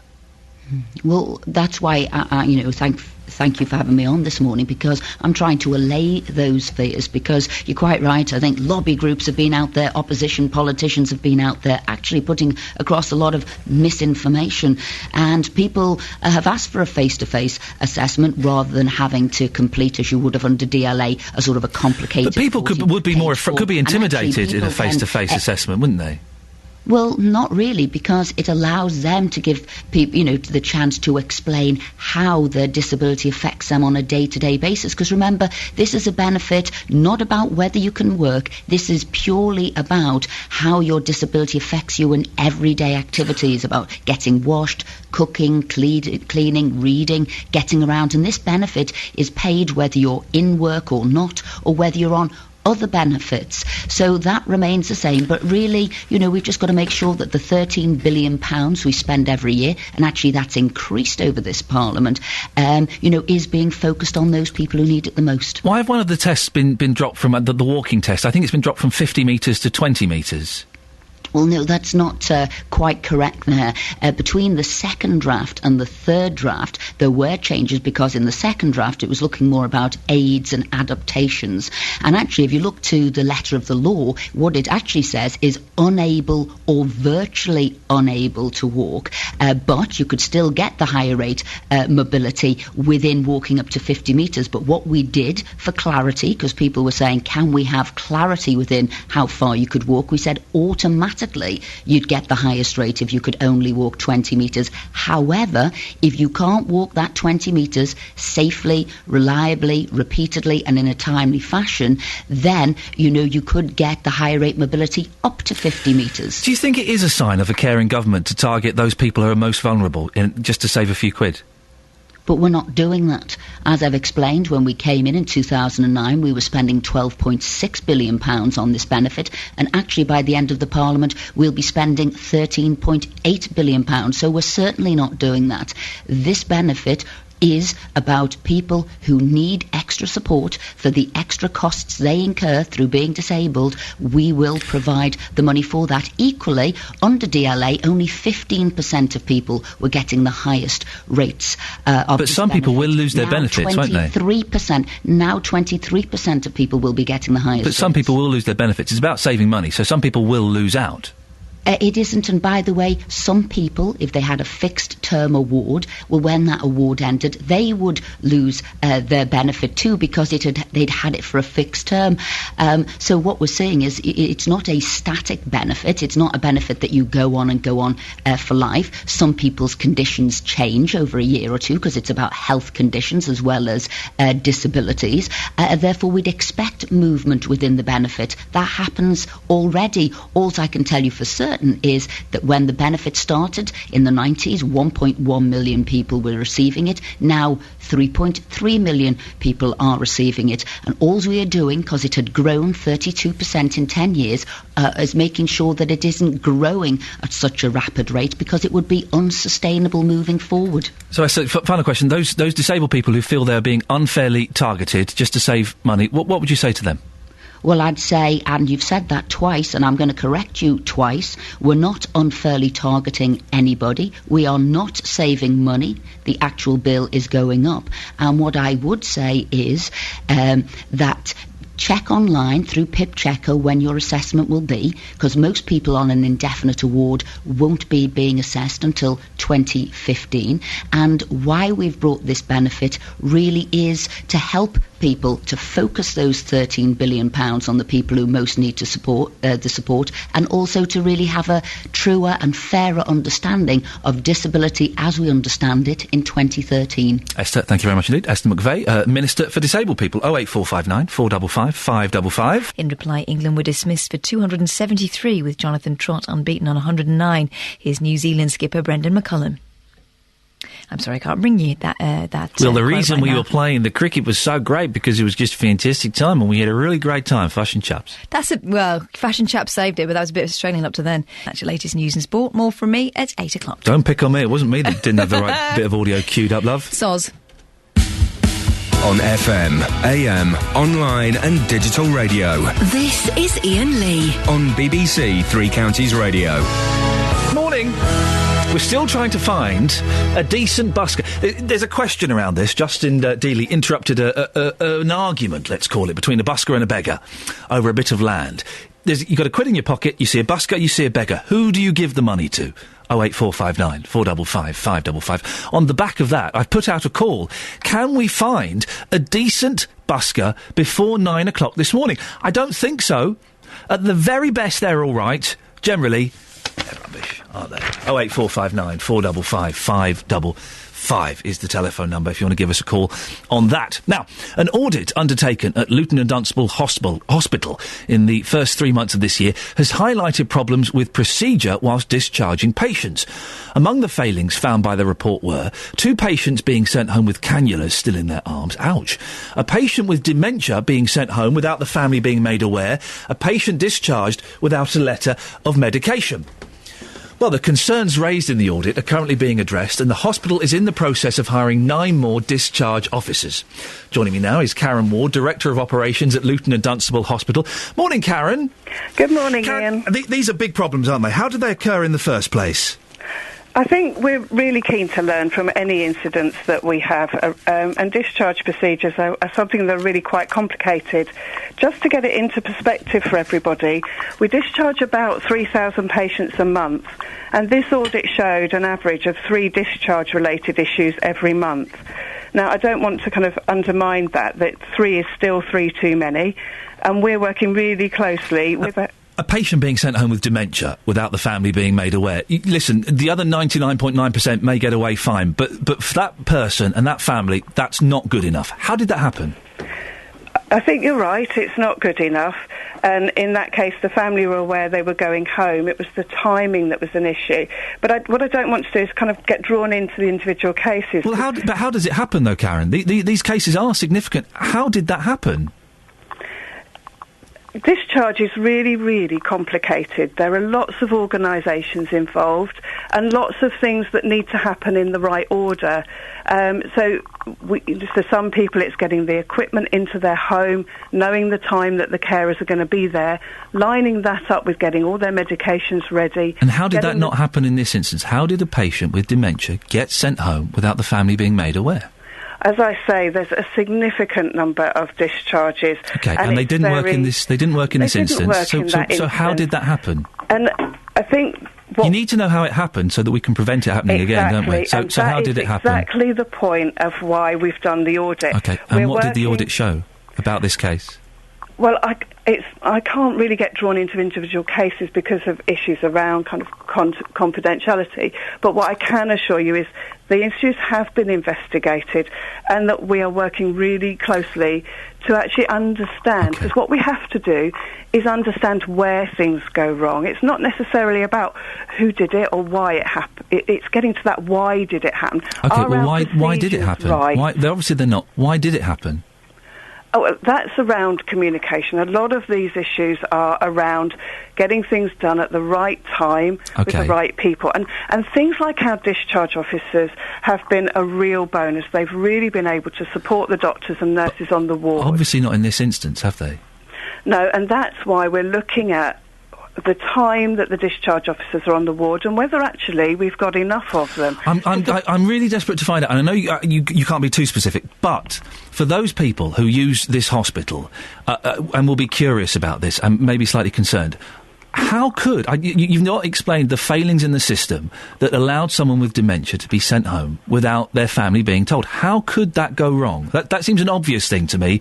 If there's a bloke sitting in the corner who's got dementia, we don't let him go home until his family are aware of it at the very least. That seems obvious. Well, I think I have to say that the family were aware that that person was going home, and also the carers that were going in to support them were aware. But they just didn't know when. There was one. So they didn't know. There was one final phone call that didn't happen. Right. But that person was escorted home by an ambulance crew, and obviously no one is going to be left at home and just left there. This audit came about from asking the other organisations to let us know where there were things that weren't right. Because, as you say, we can't improve things if we don't know what's going wrong, and what went wrong? You still not quite said, and I understand that. You keep saying we can't improve things unless we know what went wrong. What went wrong in that instance? There was an awful lot of different pieces of communication that let's needed go through to them happen, one and by... it was the final phone call to the family. Okay, so the but person... that isn't... The carers were lined up, and the ambulance service were lined up, and no one's going to be left on their own in a home. Okay, so but the family weren't told. So has that person been disciplined who didn't make that phone call? And as I say, we've investigated all of these issues, and there were very few for the number of patients that we discharged. Have they been disciplined? The issue is more about are our systems correct, and how can we ensure that we have the right system, so we're not making staff vulnerable from it being one thing that can go wrong. What about the families that are vulnerable? Has that person who didn't make that phone call been disciplined? I'm not sure that this is an issue of discipline. It's an issue of supporting our staff and putting... What about you said the staff. What about the patients? Let's support the patients. There's been a huge flaw. Someone who is very vulnerable has been let down. Their family have been let down.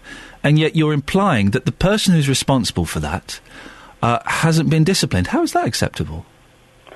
I think the first stage in any disciplinary issue is to ensure that we give feedback, we support the staff, we obviously support the patients. We don't want anything go wrong, and our staff are really, really dedicated for what they do. And if anyone makes a mistake, if anything goes wrong, they really, really do get upset. And it's about going back to training. Well, but so they haven't been disciplined. I'm sure they do get upset, and that's a terrible, terrible thing that a member of staff would be upset. Imagine how upset that person with dementia is, or their mum, or their sister, or their daughter. So the person who messed up hasn't been disciplined. Is that good enough? Part of any disciplinary process, the initial bit is that good enough? And counsel. I don't think that that's necessarily the way that you would go around dealing with these kind of issues. It's about support and training for staff, and it's about making sure that when the patient is taken home, if something's not right, that the ambulance crew will do everything they need to do to make sure nobody is left at home alone. Has that person who messed up in this situation been retrained? If there's been no disciplinary action, have they been retrained? Obviously, we put training in place for when anything happens. So they have been retrained? Yes, okay. Yes. Well, that's good. What about leaving a cannula in?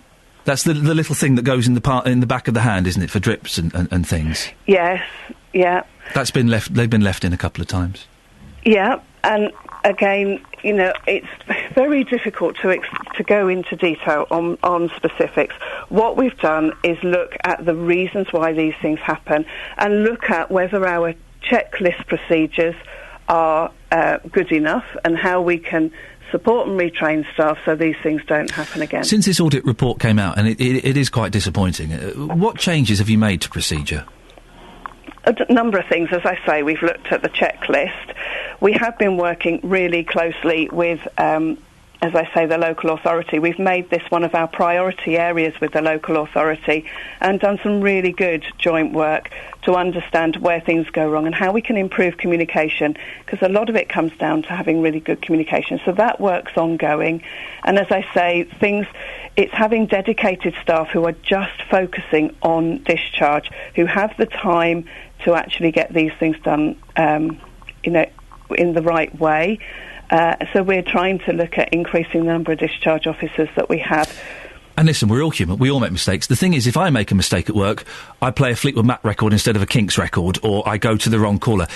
But in a hospital, there is no room for mistakes, is there? My little boy's about to go to hospital this week, and if some of the things that's been happening in your hospital happened to him, I would be furious. I think, again, it comes back to getting this into perspective. The perspective is someone with dementia was released without their family being told, a patient was discharged without a letter or medication, and cannulas have been left in people's hands. I know that the percentage is tiny, but that's not good enough, is it? No, and we're really sorry that those things happen, and obviously we don't want any mistakes to happen, and that is about getting these procedures right and the mechanisms there to make sure that we check everything and double-check everything, and that we minimise or eliminate any of these problems happening. Karen, I appreciate your time this morning. That's Karen Ward, Director of Operations at Luton and Dunstable Hospital. Well, you can have your say on that if you want. 08459 455 555. I know the percentage is tiny. If you're going to that hospital, I don't want to create panic. The percentage is tiny. But any failing in a hospital is not good enough, is it? And these are quite serious failings. Always a cracking listen. It made it sound very dramatic, that trail, didn't it? Wowzers. We were just talking about Luton and Dunstable Hospital and about how there have been, a few people have been discharged with potentially a few problems.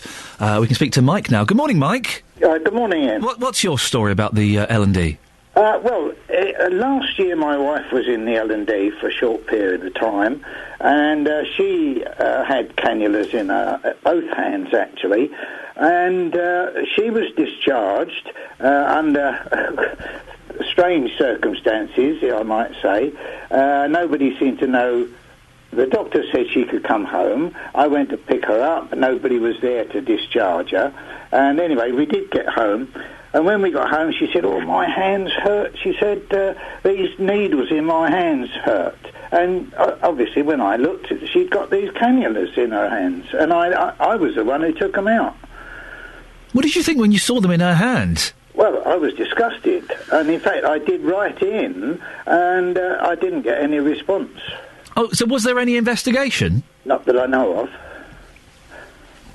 Wow, I'm speechless at that. Did it hurt when you took it out, Mike? Fortunately, no. You ever done that before? No. You have no medical training. Okay, well, I've had first aid training, but not to do that. Wowzers. Well done, you. Is your missus all right now? Everything okay? Yeah, everything's fine now. Well, that's... As I say, at the time, I was surprised. And she said, "Oh, well, these things in my hand hurt." And I said, "What things?" And listen, we all make mistakes at work. Of course we do. But there's not really that much room for mistakes in hospitals because they can be dangerous, can't they? That's right, yeah. Mike, I appreciate your time this morning. Thank you very much indeed. 08459 455 555 is the telephone number. We're still looking for a decent busker before 9 o'clock. I don't think we'll find one.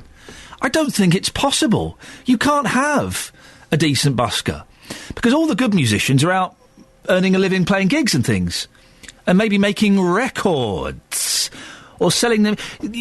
I'm trying to think, have I ever seen a decent busker? There was the Cabaret Slave in Paris, who were like a huge gypsy orchestra. They were wonderful. I bought their CD. It popped up on Shuffle on my iPod the other day. Superb. And playing in the Paris metro, it was echoing all around the place. Wonderful. But generally, some idiot playing a bad, out-of-tune saxophone to Careless Whisper, or you get some guy that's playing quite bad electric guitar, the Bob Dylan songs you get. There's the fella in Tottenham Court Road who's always playing Matilda, which is a great calypso, but it's all he can play, and I've been past him 15 times. Every time he's playing the same song. He wears a top hat. I'll never give him any money. I don't really give to buskers anymore, unless... when was the last time... Oh, I saw someone playing a Monkey song. I felt obliged to drop a few shekels in. I am more inclined to buy a beggar a sandwich. If they're outside a spa or a petrol station or something, do you want a drink, mate? Do you want something to eat? I'll get them a sandwich and a drink, and then maybe sit down and have a chat with them. They're fascinating to talk to, a lot of them. Some of them aren't. Some are, quite boring, really. Yeah, they are a little bit. But some of them are fascinating. You're right. How did you end up here? I find it more interesting to talk to... I wouldn't want to talk to a busker. How did you end up here? Well, I bought a guitar, I learnt 3 chords, and now I'm still at the top of an escalator. Well done. Well done, you. If you're a busker in Beds, Herts and Bucks, we're in Luton. We're here until 9 o'clock. Turn up at the door, come in and sing a song. If you're any good, I'll throw a quid in your hat. I doubt you will be. 08459 455 555. You can go to facebook.com/BBC 3CR as well. There are fresh calls this morning for the rules on parliamentary lobbying to be tightened up. The Deputy Prime Minister, Nick Clegg, has told the Daily Telegraph that the political system is crying out for head-to-toe reform and says the government will now introduce laws to create a statutory register of lobbyists. His comments come after 3 peers were filmed allegedly offering to work for money. All 3 deny any wrongdoing. Well, Martin Bell became an MP in the 90s following the Cash for Questions scandal. Any interest, any company, any association or federation, or even a charity, and I work for UNICEF, is allowed to lobby. And if you're an MP, you expect to be lobbied. And so long as money doesn't change hands, that's the key thing. And the critical distinction. Well, our reporter Gavin Lee is with us now. Gavin, talk us through the allegations against the 3 peers. Well, ultimately, it boils down to allegations that these 3 peers have done what they explicitly, it's in the rules that they shouldn't do, which is take money in exchange for their parliamentary services. The 2 members suspended by the Labour Party are Lord Cunningham and Lord Mackenzie. Lord Cunningham, secretly filmed by the Sunday Times, pretending to represent an energy firm and appearing to ask if he basically be paid lots of money, thousands, to represent them. He says he'll get somebody else to ask parliamentary questions and arrange parties on the terrace in the House of Lords for a fee. Then there's Lord Mackenzie, a former police chief, who's asked if he could get round Parliament's rules, which he suggests he could. Lord Laird has been suspended by the Ulster Unionist Party. He was approached by a fake lobbying company set up by BBC Panorama and The Telegraph, claiming to be from Fiji, and asked if he was interested in being paid to work for them. He suggests he would. I should say all 3 are saying they strenuously deny any wrongdoing and will help with this parliamentary investigation into them. So that's all they're saying in their defence at the moment, is it? We didn't do it, Gov. It wasn't us. Yeah, I mean, there's a big issue here. I mean, Patrick Mercer also resigned on Friday, the Conservative MP, and there was an issue that's been going not just for 3 years, because 3 years ago the coalition said they would change the rules to make it basically harder to be lobbying and actually just make sure there's a controlled measure in place that lobbying continues, but it's more transparent. But, rewind back 20 years, John Major's government and all of the Cash for Questions scandals. We just heard Martin Bell talking there. These allegations are still swirling around. I think the one thing that possibly changed this time is now, after the Upteenth scandal this weekend and these allegations, Nick Clegg's written to the Telegraph this morning saying finally he's aware there's a Groundhog Day feeling all of the time. Within the next year, he is promising change and saying the other 2 main parties, are behind this. Well, what change can there be, Gavin? Well, this is interesting. There's a couple of options that they have. One is this register of transparent lobbying. Essentially what you have is, at the moment, an agreement within Westminster that proper lobbying is a good thing for Parliament, that you don't want politicians completely cut off or isolated because it's part of the democratic process. The issue is how you do it transparently, where people can see who's arguing for what and who's arguing to who for what purpose without money changing hands. So that's one thing that could get drafted up. In the States, in Canada, in South American countries, they have what's called real recall, where if something goes wrong in an event like this, you have people power. If 20% of the electorate decide that or sign a petition, basically they're sacked by the voter themselves. This was considered by Parliament to exactly tackle something like this, but at the moment it seems they're shifting towards a sort of a committee of grandees at Westminster to decide that instead. Gavin Lee, thank you very much indeed. Of course there should be a lobbyists register, and everyone should know if there's a lobbyist living in their town. Be fully aware of it, shouldn't they? Of course. Gavin, thank you very much for that. Lots of you in on the Facebook page this morning. Facebook.com/BBC 3CR. You got a quid in your pocket. There's a busker, there's a beggar. Who do you give the money to? Stephen Clark? Neither. Stephen. Harsh. Diane says, I'd give it to the busker, as I never give money to beggars. I always give them food direct. Nick says, neither. Give it to JVS to get help with his attitude problem. Attitude problem? Julie says, I'd give it, she agrees with Diane. Alan says, my pound, I earned it. They're both parasites. Well, are they parasites? The argument isn't it, is that the busker is doing something to earn the money, that they're displaying some kind of talent, they're at least doing some sort of work, putting some effort into it, whereas the beggar is sat there on his backside with his hand out. But if the beggar really is completely on hard times, then he's possibly more deserving isn't he? Mark says, when I was in a job, I'd have given to both of them, but I don't give any more. I'm a regular to Covent Garden. They're very good down there. They are excellent at Covent Garden, but they're not proper buskers, are they? You get choirs and orchestras and things playing down there. Lisa says, Lisa, I can understand this. I can't remember the time I had a spare £1 coin. Let's just quickly go through this. Lisa says, another Lisa, I would give to a busker. I stopped giving to the big issue when I saw the person with the magazine had a better phone than I had. Wow, and nobody, if you go to the Facebook page, guys, we filmed a little 7-second video of me busking an original song of mine, by the way. None of you have commented on the song. Now, I am displaying pure talent this morning by just writing a song for the show. None of you have made any comment on that. I think that's rude and slightly unfair. Do you want me to stick a comment on it, Ian? Yes, please. Do that. Thank you. I'll do that in a minute. A nice A1, one. No problem. Adam Glynn, BBC Three Counties Radio. Thank you, Adam.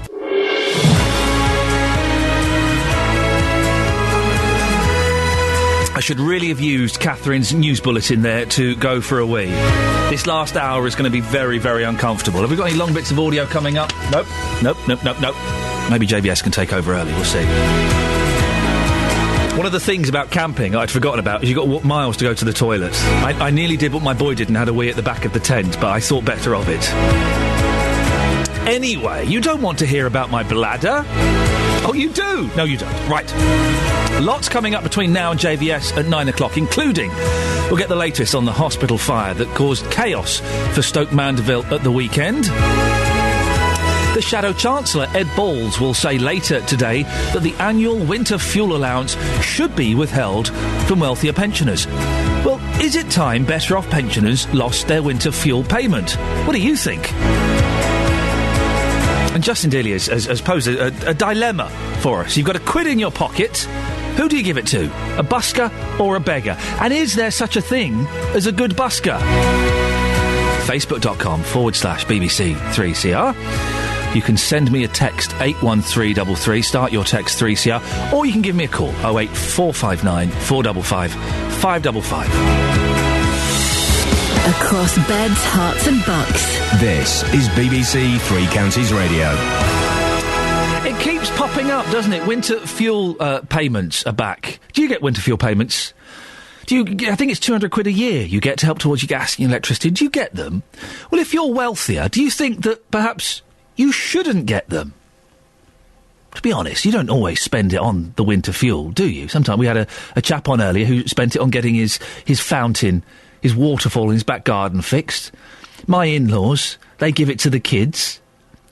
Should you be getting your winter fuel payment? Labour say they'll cut winter fuel payments for the UK's richest pensioners if the party wins the next general election. The Shadow Chancellor, Ed Balls, is expected to announce the move in a speech this morning as part of what he'll call a fairer approach to deficit reduction. It's likely to affect 600,000 pensioners who pay the top two rates of income tax, saving around £100 million. Well, pensioner Tony says his winter fuel allowance doesn't go towards heating his house. When the money rolled in, I spent it on the waterfall in the garden. I don't make any apologies to anybody for doing that. So I wanted the waterfall mending. He wanted I've paid for his waterfall to be mended. That's nice of me, isn't it? I haven't got a waterfall. Well, of course, there are pensioners who do depend on this money to pay all of their bills. But is it time better off pensioners lost their winter fuel payment? 08459 455 555. Justin, you're out in St Albans this morning, aren't you? I am indeed. I still can't find anybody, Ian, who thinks that this is a bad idea. Most people are saying to me, this is common sense. It should have happened a long time ago. Now, earlier you said to me, go and find some pensioners. Well, that's exactly what I've done, and here's what people have had to say. So, Ryan, I would describe you, and I could be wrong here, as a wealthy pensioner. Yes. Do you think that you should still be getting your winter fuel allowance despite the fact that you are quite wealthy? Well, I think that the thing is that there are quite a lot of things now that we ought to look at as savings, and I think winter fuel is one and bus passes are another for the wealthy and for the people who can afford it. So what do you spend that money on? When you get your winter fuel allowance, clearly it doesn't go on your fuel. Do you spend it on something else and a little treat for yourself every year? £200 is about 20 coffees, isn't it, in the cost of coffee, something so like that. That's what you spend it on then. So if it was to go, you wouldn't miss it at all? Of course you'd miss it, but you'd have to tighten your belt in some very small way, but it'll be okay.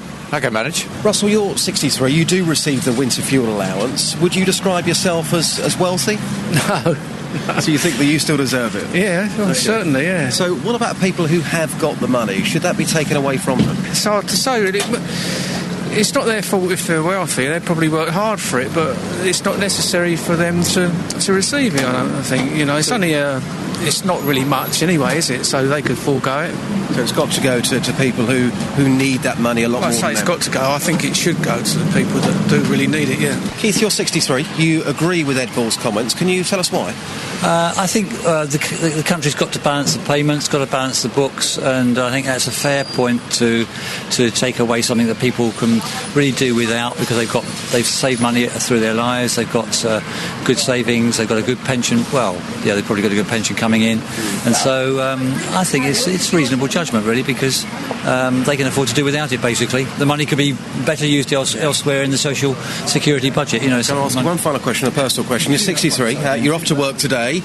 Very well dressed. Would you describe yourself as a wealthy pensioner? If your winter fuel allowance was taken away from you, would you miss that?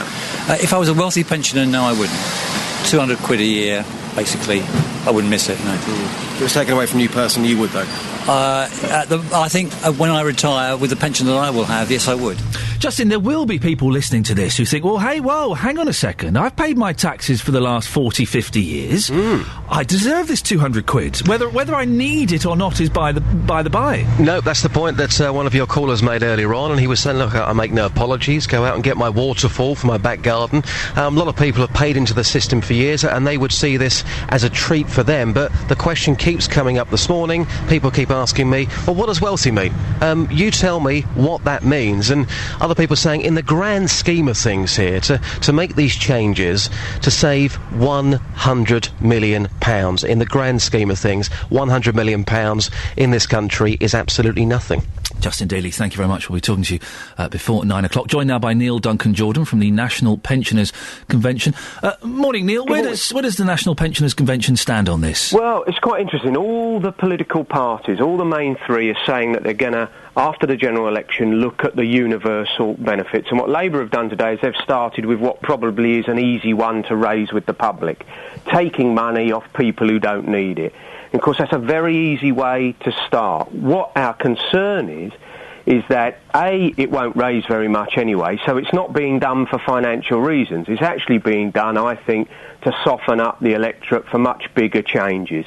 If you're really interested in raising money, you have to take it away from everyone. You have to take not only that, but the bus pass, the free TV licences, and so on.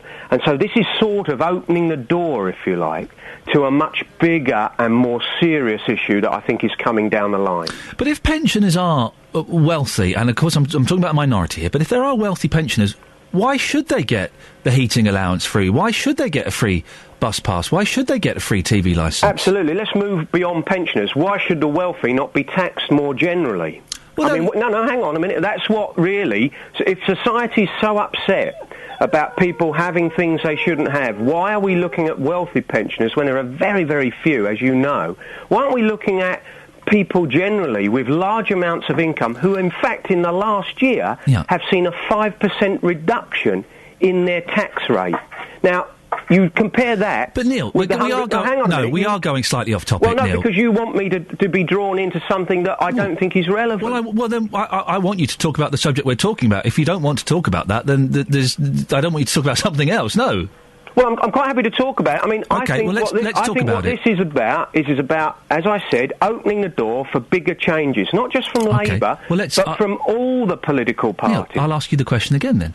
Why should wealthy pensioners who don't need the money and spend it on other things, why should they get a winter fuel allowance? Well, we think what should happen is benefits should be paid universally to everyone, because that's the simplest and cheapest way of doing it. It's not fair, is it? And then the taxation system should be used to take it back off those who society thinks don't need it, because that's the most effective way of doing it. The other way, which is what Labour are suggesting, is that we introduce a means test. Now, when you introduce a means test, it costs 10 times as much to administer than paying a universal benefit.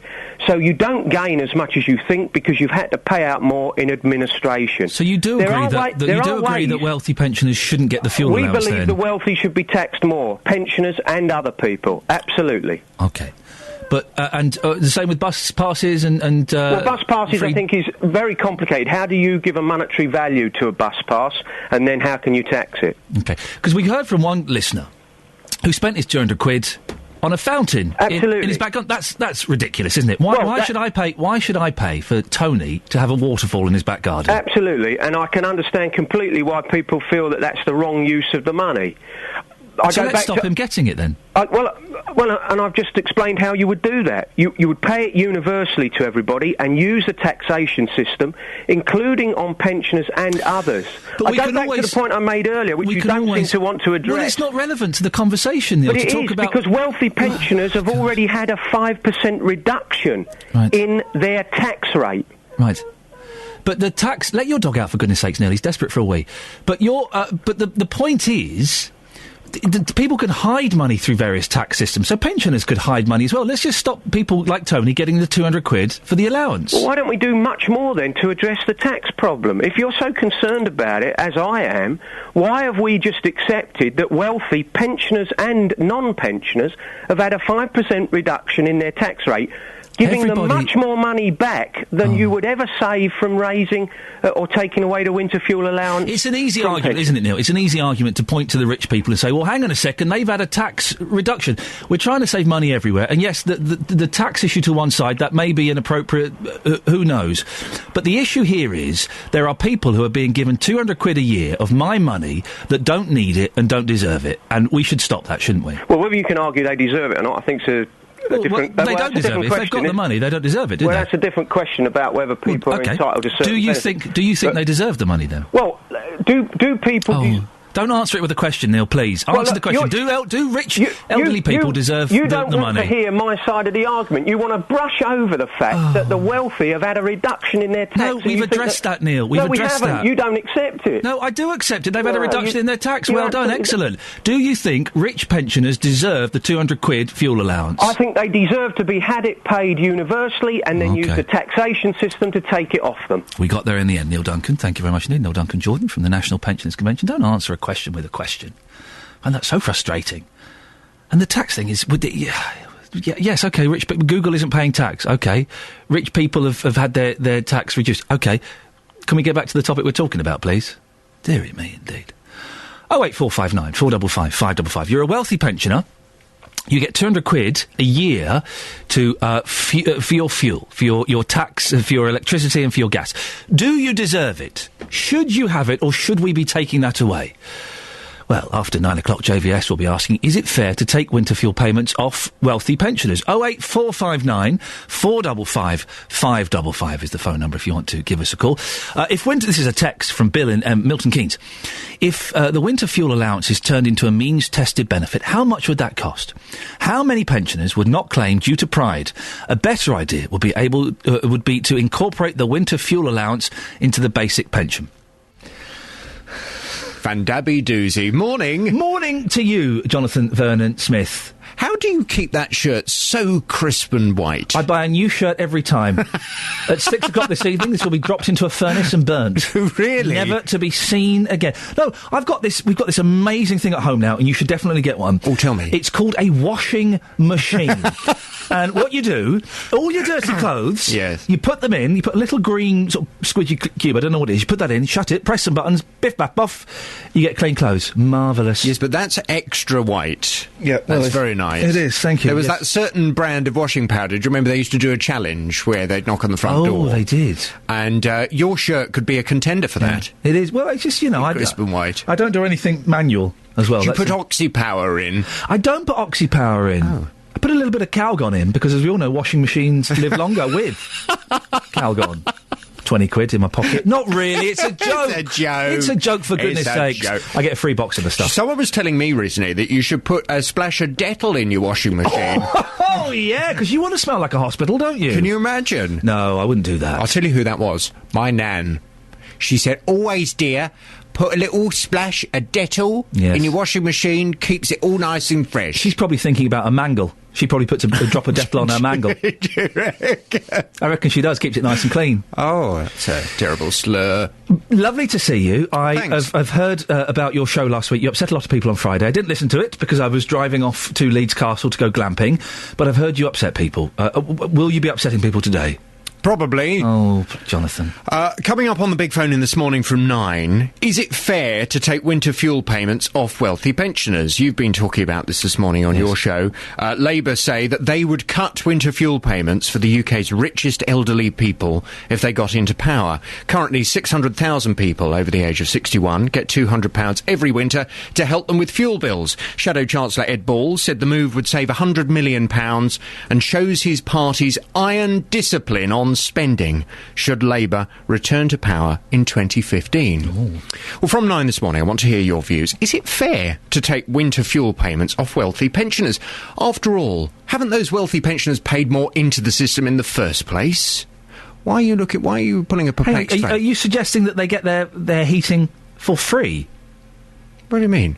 Is that what you're saying? No, I'm suggesting that if you are a wealthy pensioner, yes, then you have probably, throughout your life, yes, paid more tax, right, paid more money into the system. Yes. So why should you have everything, all of your little perks, all of your pensioners' perks, taken away? Where's the incentive to work hard? Where's the incentive to get a good job and pay lots of tax? If all you see is that when you get to retirement, they come after you, they take everything off you, you end up with nothing. From 9 this morning, your views. Is it fair? Why are you shaking your head? Because you don't know how tax works, do you? Well, I do. Well, it would appear you don't. Well, I do. It would appear you don't. Because what you've just spouted is complete guff. Why is it complete guff? Well, the tax that the 68-year-old Billy paid in 1978 was for that period then. It doesn't get held in reserve for now. Yes, but 68-year-old Billy's still paying tax. Good, as he should be. On his pension. Good. So he's paying more into the system. Right. So now we're going after these people that pay lots in so that we can take off their 300 quid or their 200 quid or however much it is. It's not fair, is it? From 9, your views. Call 08459 455 555. BBC Three Counties Radio. Let's go. Speaking of Billy, I didn't see this. We have a Billy on the line now. I do apologise. Morning, Billy. Oh yes, hello. I'm a woman. I'm not a man. You're a. I'm a woman. I'm not a man. Hang on a second. I've got because we have a woman. Okay, just tick the box there so we know. I wasn't speaking about you, Billy, when the name popped into my head, but there you go. Are you a wealthy pensioner? How do you determine a wealthy pensioner? If you've got over 60 grand in the bank. Yes, I have. But the reason I have is because I used to live in London. I sold my house in London 11 years ago to free up some of my cash because I knew that in 10 years' time I'd be retiring. However, we've used some of that money. Yep. But I don't get a fantastic pension per month. No. I've worked for the NHS for 22 years. It isn't anything to speak of. So I've never had a holiday abroad. I don't have flash car. I don't buy designer gear, and I don't fault people who do. Well, you're very sensible. It sounds like you've played the game of life well and sensibly. Well, I have, and I don't need holidays abroad. I'm quite happy not to go abroad. I'm okay. But I've secured my future. Now, what I get monthly on my pension isn't anything to speak of, really. No. It wouldn't give me a good living if I hadn't have done what I did 10 years ago. Yeah. But you've got. And yet I would be penalised, and I'm not a big high spender. Well, no, you're not a high spender, but if you are in inverted commas wealthy, I know it's a slightly misleading term. I'm not wealthy, though. I'm not wealthy. People who can live in houses that are worth a lot of money, they might have a better pension coming in than I do from their job.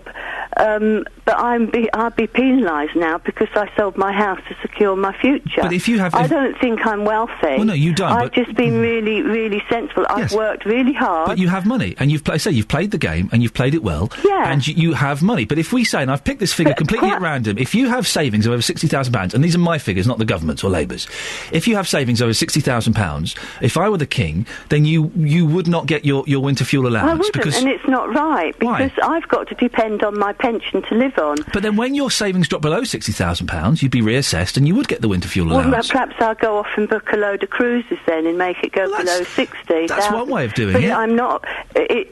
basically, to some people, 60,000 would be a lot of money. But really, in today's climate, it isn't. Well, what are your outgoings? You don't have many. I'm assuming, have you paid off your mortgage? I have. Because you haven't got a mortgage. You haven't but why got... have I done that? How have I done that? Well, but the thing is, you haven't got any outgoings. But how have I done that? Well, by selling your house. But you haven't got. But you haven't got any outgoings, so you don't. I do have outgoings. You haven't got significant ones. You don't go on cruises. You don't have a mortgage. No. You've still got over £60,000 in the bank. So why should I give you £200 a year towards your heating when you can obviously afford it? I'm not asking anybody to give me anything. It exists. But why should you get it? And I've worked hard all my life to get myself to where I am now. Some people will just spend. I know people who are like that. Yes. That's fine if they want to live their life like that. I just like to feel a bit secure. And why shouldn't I? But final question. Why do you think... I haven't got that money because I was some big bit high earner. No, okay. But listen, I feel it's slightly one-sided, but thank you very much for calling in. I appreciate your time. 08459 455 555 is the phone number. Now, we've been hearing this morning about the changes to benefits for disabled people which are coming in from today. New claimants who would have applied for disability living allowance will now have to be assessed for personal independence payments. We can talk to the organisation which is doing the assessments. ASOS, their spokesperson is Nick Barry. Good morning, Nick. Good morning. How does the new assessment take place? The assessment will take a number of different sections, really. What people will be asked to do initially, and this is new claims as of next Monday, in your particular part of the world, is they will be asked to complete a questionnaire which asks questions around how people live day by day with the disability that they have. They'll be asked then to provide supplementary evidence from GPs, consultants, psychiatric nurses to be able to add information about how disability affects them. That then will be sent through to ATOS so that the health professionals that we employ are able then to consider all that information to make a judgment as to whether the person will need to be seen face-to-face in one of our local consultation centres, or that the report can go back to DWP at that particular point. They will then make a decision on the entitlement to benefit at that point. We've heard from people, Nick, sorry to interrupt, but we've heard from people who've been assessed and have been very unhappy with the result. People that feel they weren't listened to properly. It does sound very cold.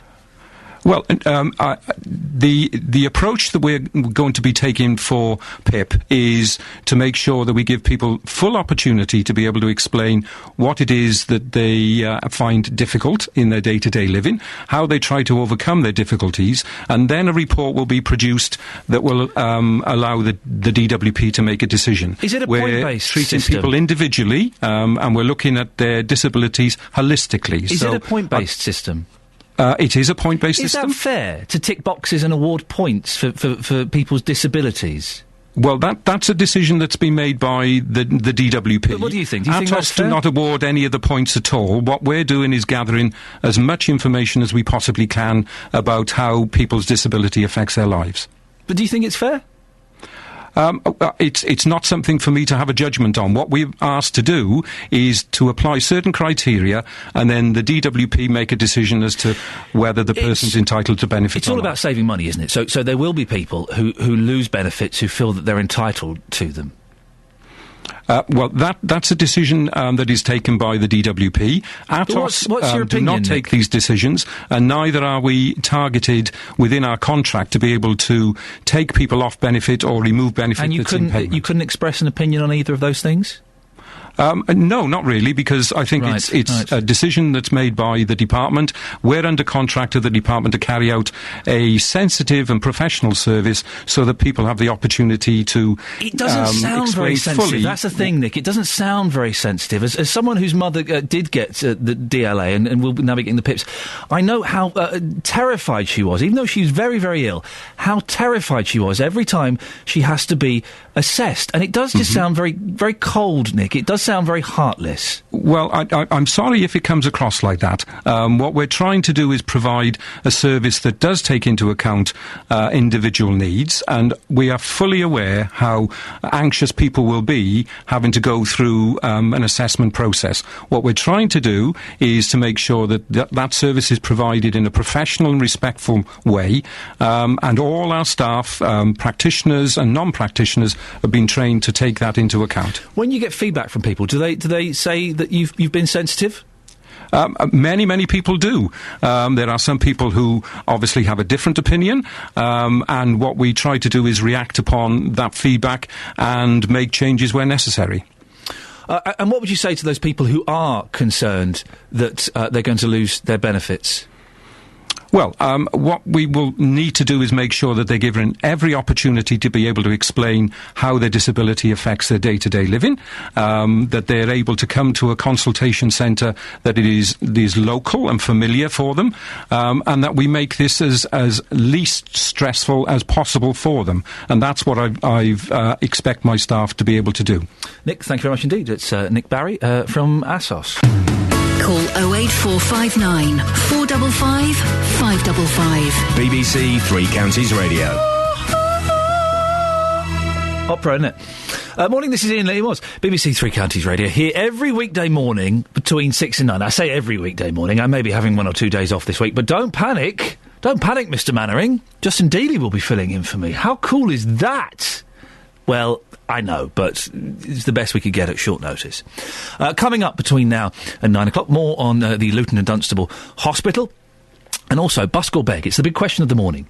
Quid in your pocket. Do you give it to a busker, or do you give it to a beggar? And wealthy older people, should they get the winter fuel allowance? 08459 455 555 is the telephone number if you want to give us a call. An audit undertaken at Luton and Dunstable Hospital in the first 3 months of this year has highlighted problems with procedure whilst discharging patients. Amongst the failings found by the report were 2 patients being sent home with cannulas still in their arms and a patient with dementia being sent home without the family being made aware. The concerns raised in the audit are currently being addressed, and the hospital is in the process of hiring 9 more discharge officers. Earlier on, I spoke to Karen Ward, Director of Operations at Luton and Dunstable Hospital. She says staff involved in these incidents have been retrained. We're really sorry that those things happen, and obviously we don't want any mistakes to happen, and that is about getting these procedures right and the mechanisms there to make sure that we check everything and double-check everything, and that we minimise or eliminate any of these problems happening. Well, joining me now is Roger Goss, Co-Director of Patients Concern, a watchdog group for patients. Good morning, Roger. Good morning. Is poor treatment whilst being discharged from hospital something you come across often? I wouldn't say often, but we've come across it quite a lot. The problem is hospitals are under great pressure to get people in and out as fast as possible because they've got more patients than they can really cope with. The result of that is that people rush the procedure of getting rid of people, and the worse than that, sometimes they're out so fast that within a week they're back in again with complications, and they're so ill they can't have the complications put right. So the procedure of rushing people out is actually counterproductive. You talk about rushing out. We've heard of several instances of people being left with cannulas left in, and that I guess is an obvious side effect of the rush system. I would have thought so, and I don't know the details, not being medically qualified, of whether you can do that if, for example, the patient, when they go home, is going to have a district nurse coming in once or twice a day. Maybe it's all right in those circumstances. But if you're just pushing people out to fend for themselves, with or without carers, then I would have thought that was a very bad thing to do. And that one, it's comparatively small, and I guess these things sometimes happen. But another instance we heard about was a patient with dementia being sent home without the family being made aware. I struggle to understand how something like that could happen. Well, that's part of a much bigger issue and problem, which is the concern that staff often have about confidentiality.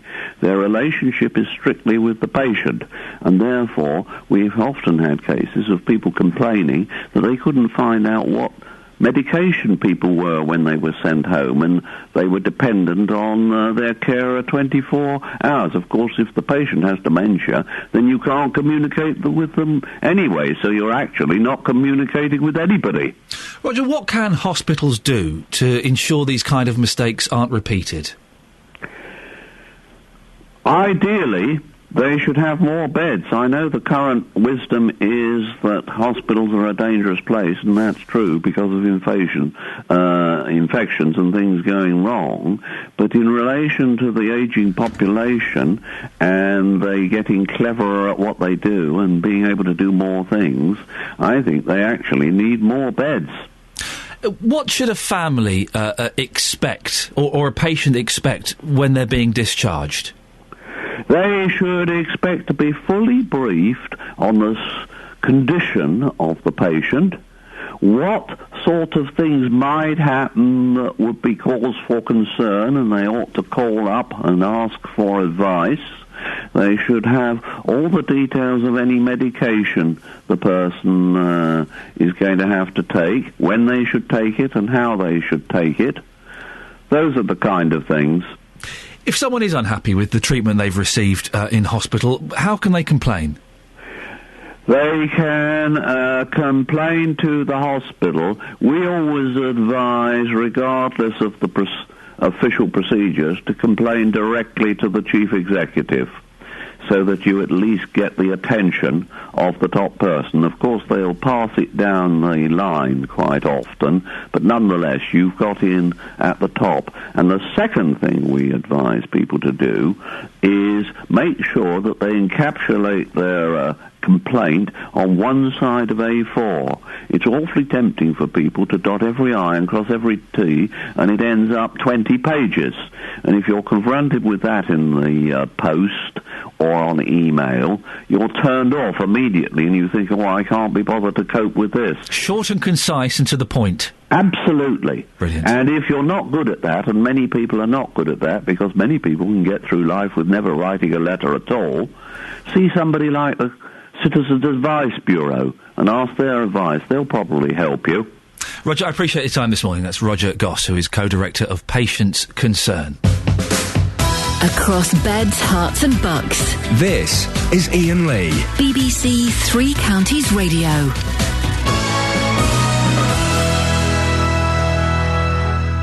Oh, here we go. We've got an email from Gillian about winter fuel allowances. Iain, I use my £200 winter fuel allowance to pay 10% of my council tax.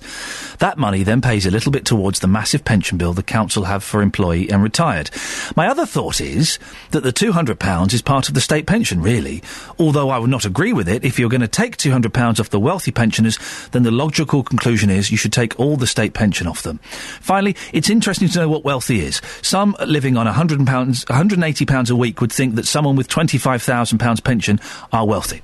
Enjoying your programme, Jilly. Thank you, Jilly. Well, wealthy is one of those kind of fluid terms, isn't it, that doesn't really mean anything. We have to sort of guess and pick an arbitrary figure. I've picked the figure of £60,000. I've plucked it out of the sky because I think if you had 60 grand in the bank, you weren't paying your mortgage, you didn't have many outgoings particularly, you could kind of live on that quite well, and then when you drop below £60,000, then you would be reassessed, and maybe you could start getting the winter fuel allowance. It does seem odd that some people, like Tony, who we heard earlier in the show, gets his winter fuel allowance, he uses it to fix his fountain in his back garden. Little waterfall, little water feature Tony's got, and his winter fuel allowance fixes it. That's not right, is it, really? That's not right, to be giving that money to someone to fix their water feature. That's inappropriate, isn't it? 08459 455 555. Busking. We've yet to find a decent busker. We've got 18 minutes. It's not going to happen.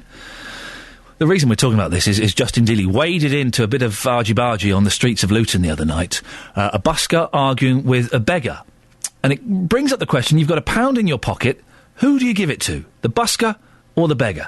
Lynn's in Hazelmere. Morning, Lynn. Good morning. Lynn, who would you give the £1 to? Probably the busker now, because we had a bit of an experience with beggars. Oh. We were in Aylesbury a couple of years ago now, and we always used to see this same guy and always put money in his, hat, etc. Or I always used to offer to buy him a sandwich or a drink, but he always used to say no money. Yeah. And I always just think that was funny, because you can also do the suspended coffee, in the coffee shops. A suspended coffee? Yeah, you can. If when you go in and have a coffee, you give them extra money so that the homeless person can go in and get a coffee. They do it in America. They do it everywhere now. Do they? I've never heard of a suspended coffee before. That's interesting. Okay. Yeah, they do. Yeah, you can buy them a sandwich or a biscuit or a cake or whatever. Oh, yeah. So they can go in like, everybody else and have a coffee. Yeah. So that's what I would do now. But we were going back to the car park and with shopping, and in front of us was the beggar, and they got in a better car than we did. So I'm a bit more careful now, so I'd probably put the money in with the buskers. Hang on a minute, sorry. The beggar got into a better car than what, and drove off? Yeah. And was driving it? Yes. It was their car? Yes. Well, how did... What car was it? It was a 4x4, wasn't it? Oh. Yeah, it was a long time ago. Yeah. I can't remember. Yeah. I didn't phone up the radio. You did. You get the story straight, Lynn, for goodness sakes.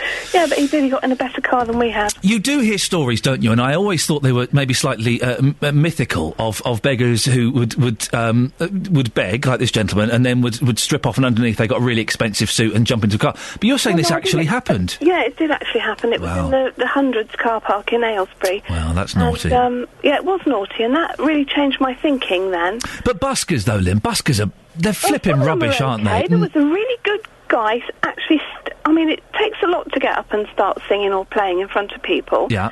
There was a brilliant guy the other day in Aylesbury. He was singing, and he was brilliant, so I put money in his pot. What was he singing Acapulco?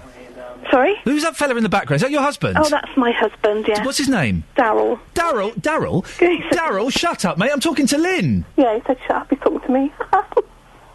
No, it's worked. Good. Sorry, it has, yeah. So he was just singing on his own, was he? Yes, he was sitting there. What was he singing? Bob Marley? No, he was singing... he was just singing all sorts of different songs.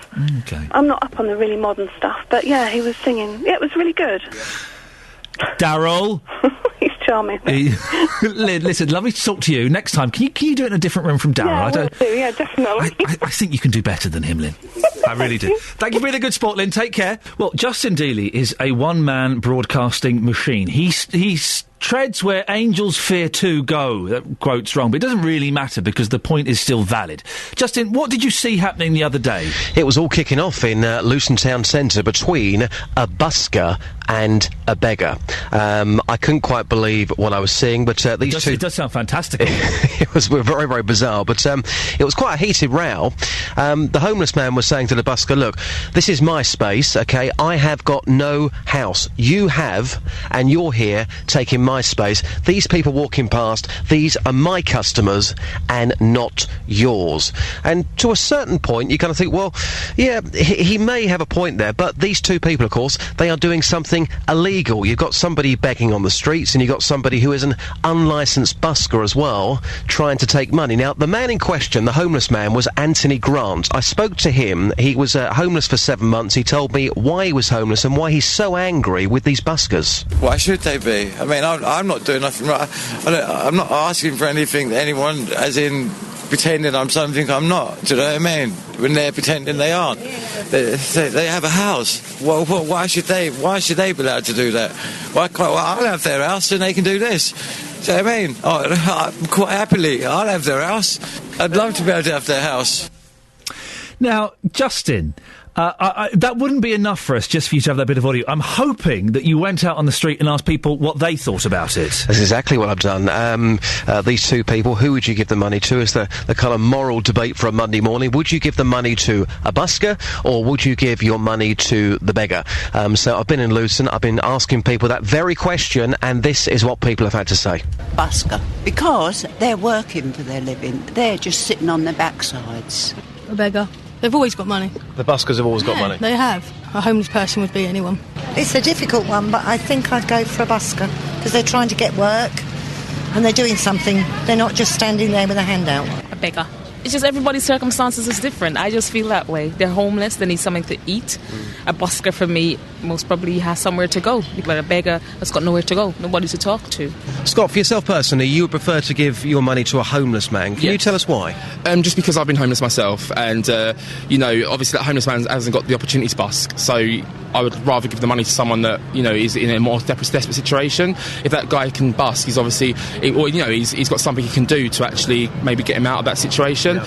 It depends, because if you give it to, a beggar, it depends what he's going to do with it, basically. If you know he's going to spend it on alcohol, would you not give it to him? Nah, I wouldn't. I'll give it to the busker. Or you get, Justin, when you hear buskers, no woman, no cry.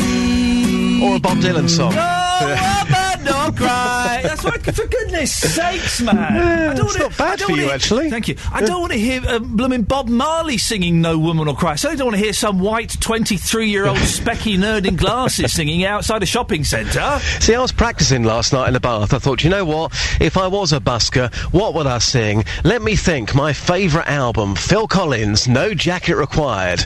Billy, don't you lose my number. Oh, now, Billy, don't you lose my number. You pay £1 for that, wouldn't you? I would literally pay £1 for you to never speak to me ever again. You're hoping this story's going to get picked up by Mark Forrest tonight on the National. Yes. But it's an interesting debate. When have you ever seen a row between a busker and a beggar over who owns that space, over who has the right to get people's money? What was interesting in those Voxes that you got there is earlier on it was people saying, I'll give it to the busker. There were more people then saying they'd give it to the beggar because they're on perhaps a harder situation. Yeah, I mean, I think personally, I would give my money to the homeless man. But again, every situation's different. Anthony told us that he is not an alcoholic. He doesn't drink. He's not a drug addict. He doesn't spend his money on drugs. What he's trying to do, he knows what he's doing is wrong. He knows what he's doing is illegal. But as far as he's concerned, he is left with no option. He needs to go out to get some money to eat and to hopefully stay in a hotel. Now, who wouldn't give their money to a man like that? And he makes the point, these other people that are busking, they live in a house. I don't. I'm here simply trying to survive. Justin, listen, I'm in today, I'm in tomorrow, then I believe you're filling for me Wednesday, Thursday, Friday and Monday next week. Yeah, should be a high-quality programme for once, Well, can I just ask you not to leave the show in the mess you left it in last time you covered for me? What, with more listeners, you mean, yeah? Well, I was getting... People were still booing you when I came back. That's not what I heard. So, just listen, I'm going to write you some notes. I'll write some notes today and give them to you tomorrow. Just don't be offensive. Don't be as rude as you are. Try not to sound as common as you are. I've really raised... Are you talking about me there or yourself? I've really raised the level of the show over the last 8 months, and I just don't want you to dash it. Who's the source on that? Who says that you've raised the level? I cannot... Who's the source? OK, I'm going to cut you off now, Justin, because I think you're being cheeky. Mm-hmm. There we go. I can only apologise in advance for the broadcasting experience you will be getting Wednesday, Thursday, Friday and Monday of next week. I'm sorry. And 2 weeks in August. I'm sorry, I know, David Prever was unavailable, so we got Dealey instead. Should we have a quick look? Oh, look, let's quickly do the Facebook comments, because lots of you have been on Facebook this morning. You can continue the conversation on the Facebook page after we finish the show as well. I do have a little look at all of them. We've been asking, would you give the quid to the busker, or would you give the quid to a beggar? What have we got here? Adrian says neither. They should both get a job. Well, if only life were that easy. If only that were life were that easy. James Sharp, there's a short video of a song that I wrote on the Facebook page, and James says, could the song be used as a new interrogation tool? I bet people would say anything to make it stop. Well, that's just rude, and it does not encourage creativity. Adam Glynn, the travel gentleman, says, I don't think I've ever heard a better 7 seconds of improvised guitar since. It's so hypnotic. I've left it on repeat to play through at least 5 times. So most of you kind of going with the busker. You'd give it to the busker. Some of you saying the beggar, but most of you giving it to the busker. Let's have a look at some of the front pages before we hand over to JVS, shall we? Oh, my goodness, what is that? That is disgusting. I know it's for charity. Mary Curie, good charity, excellent charity, but that is disgusting. Front page of The Guardian, which is very thin today. Not much happening. Nearly 100 naked fundraisers. I hate naked people. Take to the water at Oxwich Bay in Gower, South Wales for yesterday's Marie Curie charity skinny dip. The kind of people you see naked, they've got very unflattering bodies, haven't they? Generally. And without meaning to be rude, they're doing it for a great cause. Congratulations, well done. But, I mean, that fella at the back, flipping heck. And ministers race to change rules as lobbying scandals hit home. There's a front page of the story. I'm going to say this once. If you've got young people in your car, or listen, it says fingers in ears. Fingers in ears. It's the front page of a respectable newspaper. Oral sex caused throat cancer that nearly killed me, says Douglas. I've said it once, and I'm not going to say it again. Don't panic. But Michael Douglas is saying he has throat cancer because of activities that him and Catherine Zeta-Jones may have enjoyed in their palatial Hollywood bedroom. Makes you sick, doesn't it? Leaves a bad taste in my mouth, that kind of story. The Independent. Constitutional crisis looms if Lords reject gay marriage plan. The government could be plunged into a constitutional crisis if members of the House of Lords reject plans for gay marriage this week, a senior peer has warned. And there's again a picture of not Catherine Zeta, I'm obsessed now, Angelina Jolie and Brad Pitt. Daily Telegraph, picture of Angelina Jolie at the premiere of World War Z. It's a Z, not a Z. We are British. Clegg pledges law to sweep sleaze out of Parliament. And Labour. We would axe winter fuel payments for richer pensioners. Don't forget that JVS will be talking about that a bit later on. The Times. Peers face expulsion in move to end sleaze and revenue in crackdown on unpaid internships. 9 companies have been forced to pay out almost £200,000 to interns who were required to work without payment after investigation. Look, and there's an interview with Rhys Ifans where apparently he's rude. I'll take that home with me and read that later on. Yes. The Daily Express. Migrants face new ban on benefits. And the Express has got something to do with breast cancer. And The Sun, we will arrest Talisa, says cops. Well, there you go. That's it. I'm back tomorrow, bright and early at 6 o'clock. Don't forget to download the podcast. JVS is up next. Until tomorrow, ta-ta. On FM, AM, online and digital radio. This is BBC Three Counties Radio. Thank you, Iain.